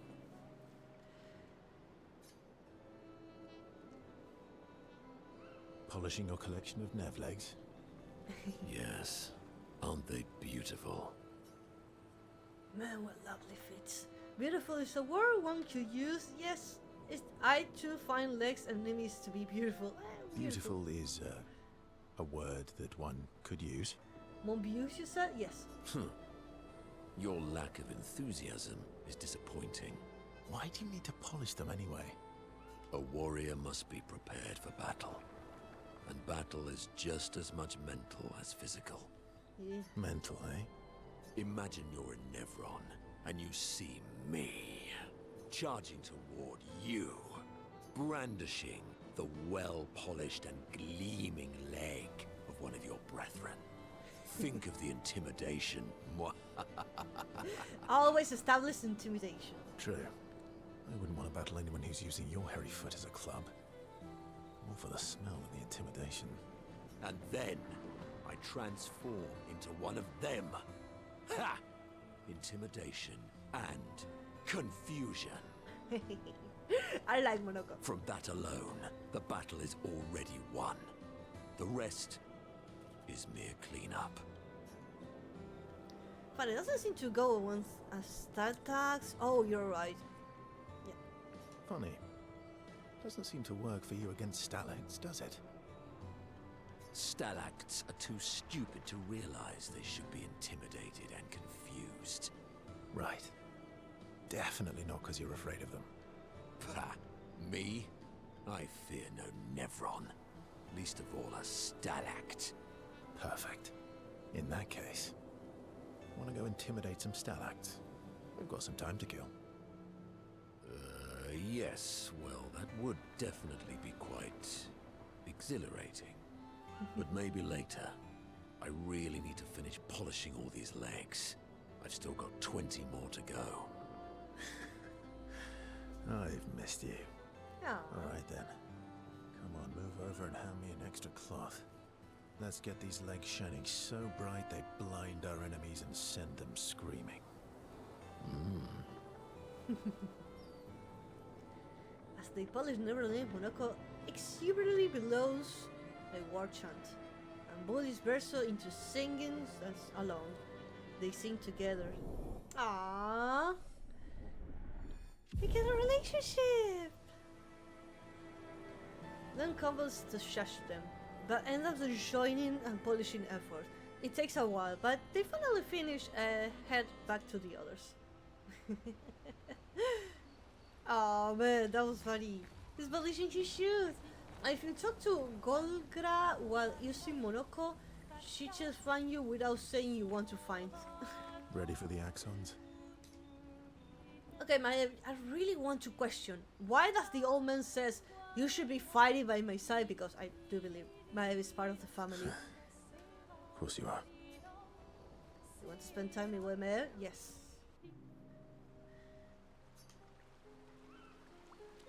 What was it like for you? growing up in Lumiere? Aside from being a sad and lonely orphan, it was great. She was an orphan. Although technically, everyone in Lumiere is an orphan. How old were you when your parents passed away? Around 3, I guess. Yeah. Oh. It was an unwelcome surprise. They never wanted kids. And they definitely didn't want one right before their gommage. Oh. Yeah. Your arrival must have caused quite a bit of concern. Panic's probably a better word. Panic. And they died. And I bounced around from family to family. I can't even remember all of them. I was kind of a weird kid, I guess. So was I. Oh. Oh yeah.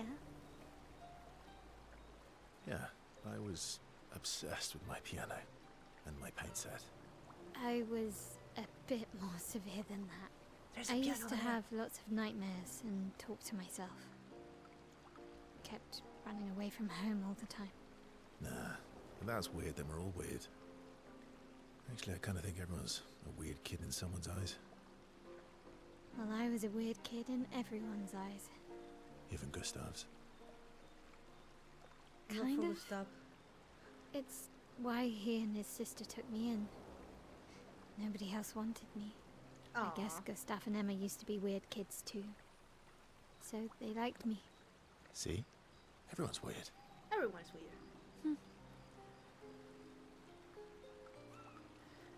What's something you like about Lumiere? What do you do in Lumiere? What do you What's like? something you liked about Lumiere? Wandering around the buildings. Nobody wanted me for any of the fancy apprenticeships. So I got stuck as a runner for the warehouses. But that turned out to be kind of nice. I got to go everywhere in the city. I probably know the place better than anyone. Yeah? What was your favorite place? The Hanging Gardens. Me and Gustav used to go up there a lot. Do you miss Lumiere? Yeah. I do.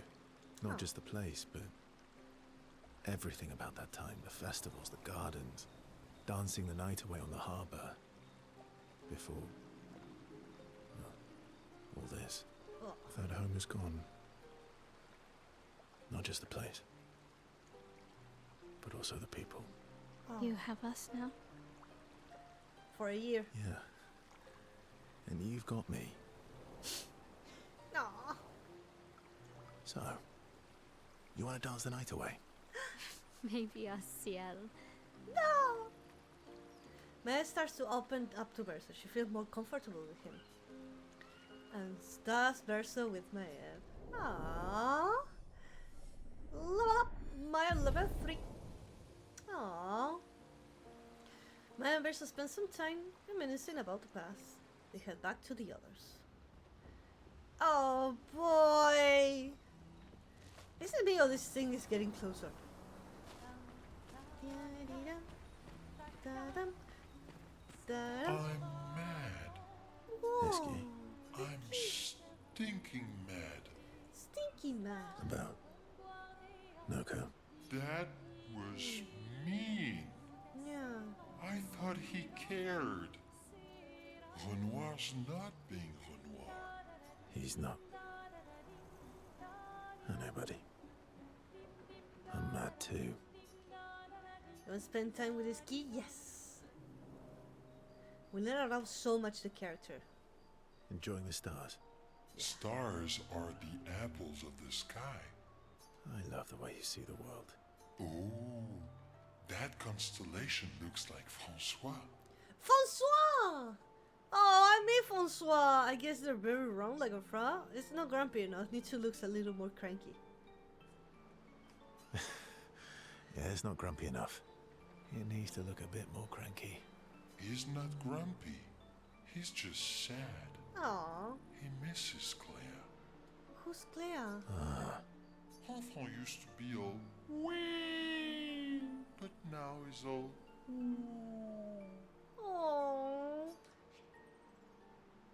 We? Yes. We! Back in the day, when there was nothing in the world except the four of us, flying around on adventures. They used to fly? Ah, I see. And, woo? Yeah. Centuries go by without your best friends. That's gonna make you go. Aww. How come you're not grumpy like Francois? I am grumpy. Oh, are you now? I too am. But I'm also wee. So the wee balances the. Aww. You might say a bit wee wee wee wee wee woo. You might say you're a bit, wee woo, then. You really get me, Verso. I'm a bit, wee woo myself. Although I'm a bit more woo than wee these days. Oh, he headbutts him. Oh, that's so cute. He's headbutted him. Hey, that one looks a little like Minoko. Oh. And if you squint and sort of scrunch up your face, that one next to it looks like Noko. Noko! Persons can feel their bond deepen after this meaningful interaction. Aww. You're so cute. They spend more time looking at the stars, saying they look like things they absolutely do not look like. This kid's nonsense inspires Verso. Gradient attack unlock versus Striker. What? We all needed a ski in our lives. Aww. Why did I unlock? Also, I had like a new weapon. I got a new weapon, but I don't know for who. For you, level 10. Batloom. Unfortunately, the weapons doesn't have. Oh, you also have a new one. Unfortunately, the weapons doesn't have like a story or information about them. But damn.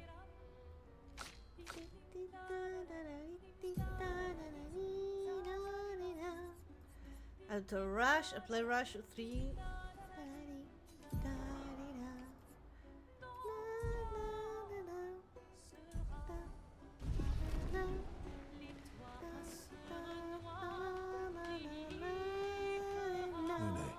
Hi, Loon. Okay. We'll, talk later then. You want to spend time with Loon? We can do the talk later now. Loon stands by the fire, deep in thought. Verso tries to get her attention.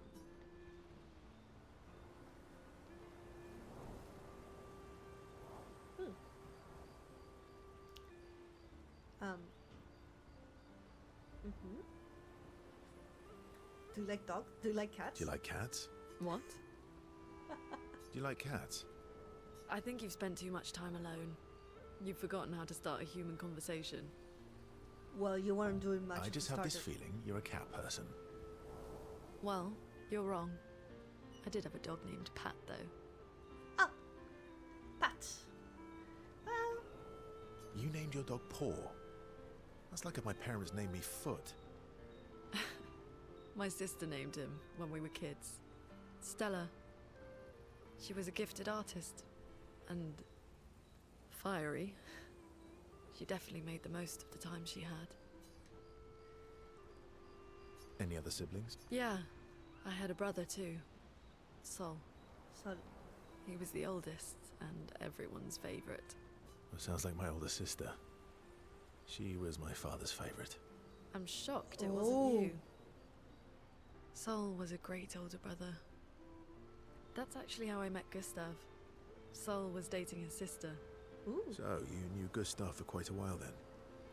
That's an awful lot of personal questions. It is, isn't it? Alright, we can talk about me again if you want. How generous of you. Ask away. Loon, make the good questions. Come on. I'm being sincere. Go ahead, ask me anything you want. We've got all night. Remember, you offered. Ooh, come in. Do you Go. like monkeys? No, go gonna make a good question, Oh, bitch. come on. You have. You can ask what happened to the family. Who's the painters? Do you know the painters? Have you ever been close to the painters? What happened to the family? What happened to my Eve? Like that. Lynn is such a good mood. She forgets to ask Bertha other important questions, which Bertha takes note of.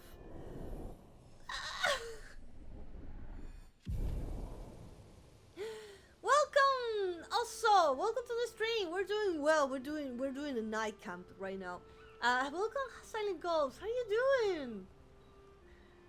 They have a bit more fun together. Heading back to the camp. No, this is why I let you die. Of all the characters that have been dying, Loon. For fuck's sake, please, please. You could have asked something really important. Never defeated an Axon. They're kind of tough. And do you think our chances are close to 0? I didn't think you cared about odds. Lune and I have less than a year. But ooh, Mayel's different. Ooh. At the same time with Ciel? Yes. Story time? Story time. Let me think. Come on. You've been alive for over 60 years. You must have tons of stories. Over 100 years actually, so it's hard to choose. Over 100 years, actually. Yeah. So, it's hard to choose. You're 100 years old and so indecisive? All right. Let me think. Something that really... I'm going to share something really dark with you. I'm going to share something personal. Okay. I'm going to share something deeply personal with you. Oh, I'm so intrigued. It's about my hair. Your hair? The hair? That's a bit literal on the dark and personal. Hey, I'm sharing a heartfelt secret here. Do you want the story or not? Please, do share. Sometime after the fracture, my hair turned completely white, like the old man and the other girl. an old man. I think because they're Asian. I think that... Luckily, the Gestural village has a hairstylist quite skilled in color treatments. Lucky. But he's always napping when I get there, and his apprentice always mucks things up. I'm lucky my hair's not purple this time.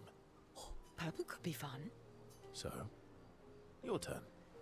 Oh, the white hair is a really good detail. That was hardly dark or personal. White hair? Old man, I'm revealing myself here.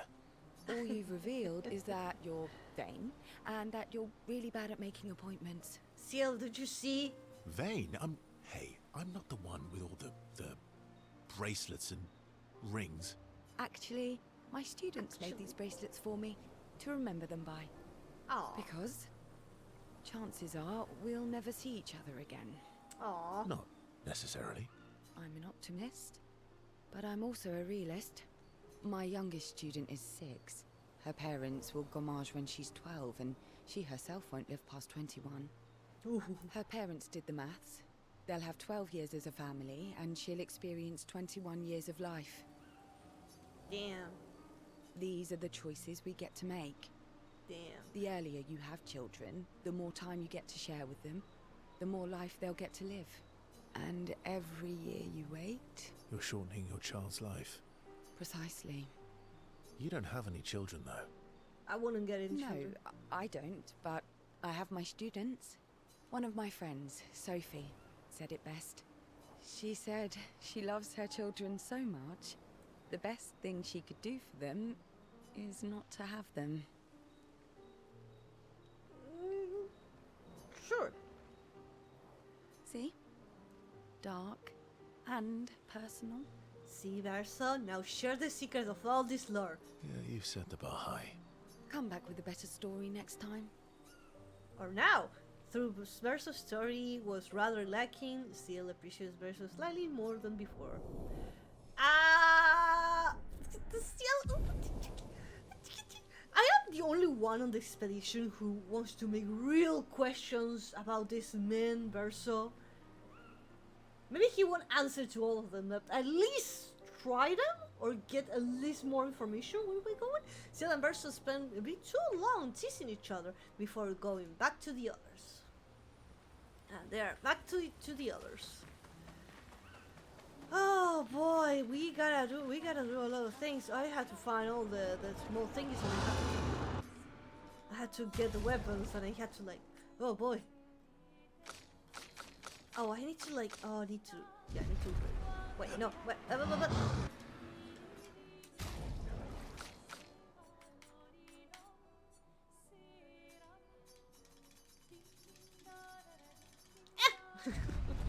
I wanted to know too, but I think it's nice to learn about the tribal thing. Yeah.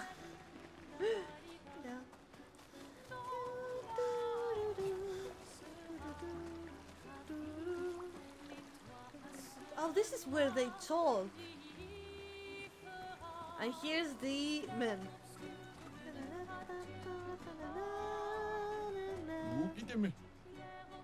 One of 9. I found one of 9 of them. I only found one of 9 of them. Wonder where they are. Probably like I had to go back and search, or maybe search on the map. Damn.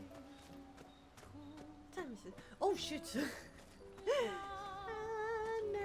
I think we can. Oh, memory.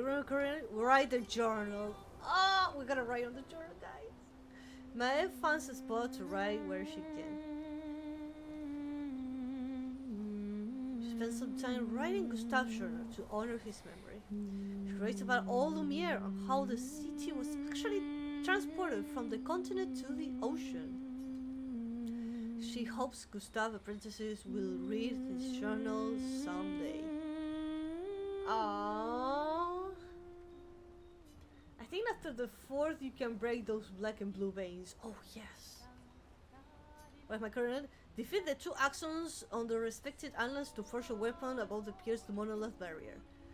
Let's check up on the others.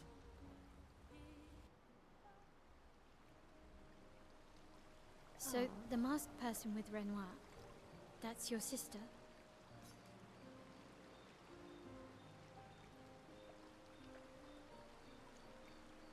Verso? Not a hard leap to make. Her name's Alicia. But when he was fighting the old man, he said, "Move Alicia." He called Maeve Alicia.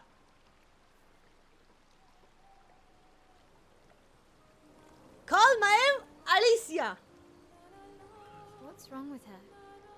She wears a mask all the time, she never talks, and she's always staring. She was trapped in a fire a long time ago. Damaged her face and her throat, so, yeah. Why did they come to see me? I don't know. That surprised me when he told me. She helped me before. I thought she'd help me again, but it seems she's chosen a different side. Family is complicated, right? Yeah. She said it. Do you want the armband back? What? I feel like a fraud wearing it, given, you know. Wear it anyway. You said you chose your side, right? I did. You're not upset with me. Strangely, no. I hate secrets, but Gustave always gave people the benefit of the doubt.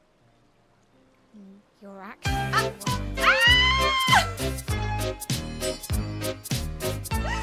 Oh my god! Optional now! Welcome to the stream! Oh my god, that was loud! Shulmal raided my castle with 11 mortals. Welcome, mortals! My name is Fairy Shisaku, as the vampire future ruler of all humankind, welcome to my stream. We were just playing Expedition 33, 69, 17, 120, whatever. But welcome to Mal, welcome Miles, and thank you to Optimum Mal and everyone. Welcome to thank you so much for bringing these beautiful and delicious, beautiful photos that you have. So how are you doing? We were just playing Expedition 33, and I was like finishing stream in a moment.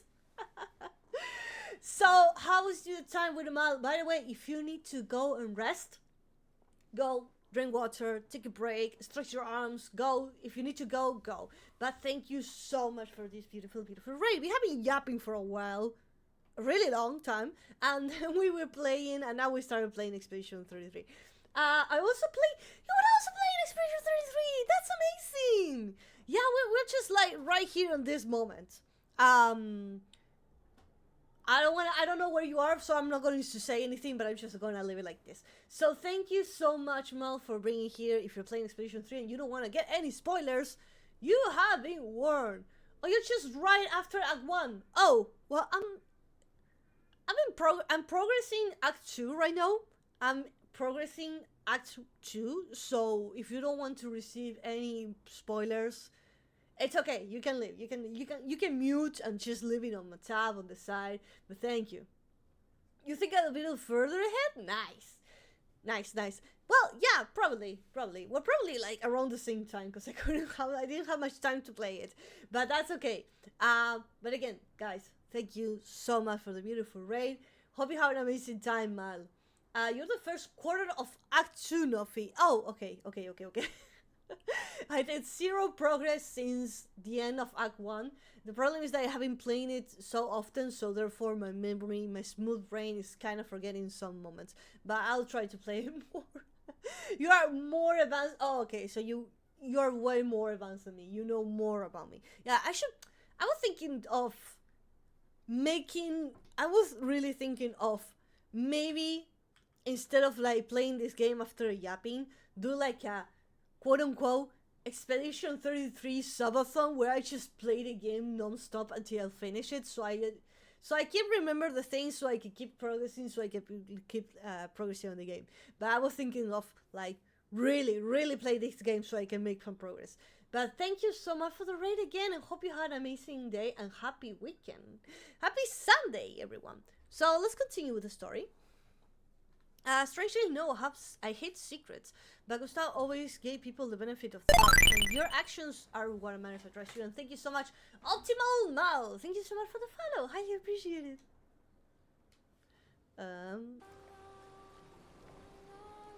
Thanks.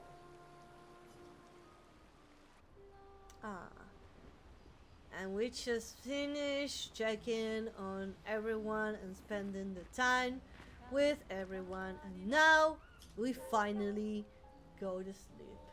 A subathon will be fun. It will be fun. I would love to. Higher ranks increase versus damage up to 200. Ski ability alone. We can fly. No, swim through coral reef. Oh. Expedition escape. Ski can now take you to the continent from any expedition flag. What? Bro, what a beautiful view.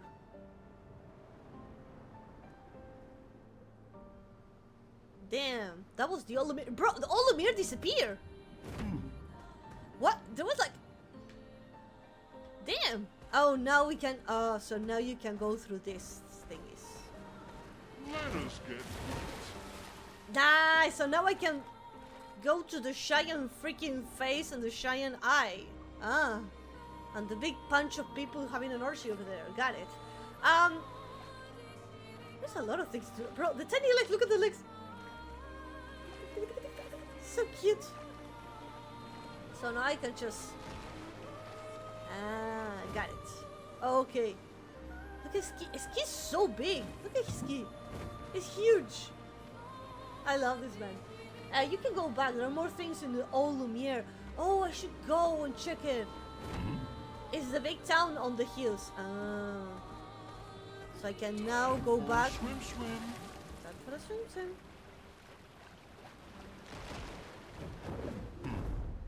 Yeah, that's the old Lumiere. That's the CD drive behind it. But Yeah, you cannot crush corals. I can. I cannot. Acceleration! Acceleration! I want to check the map. I want to check the map of like. Whoosh! Ooh, oh, so this is the one on the west, and this is down the north, and this is. Yo, we made a lot of progress. I need to go back and check everything, but it's going to take me more time, bro. And oh, I can see on the map the corals. So I can now go to this area. And I can break this ones and this one.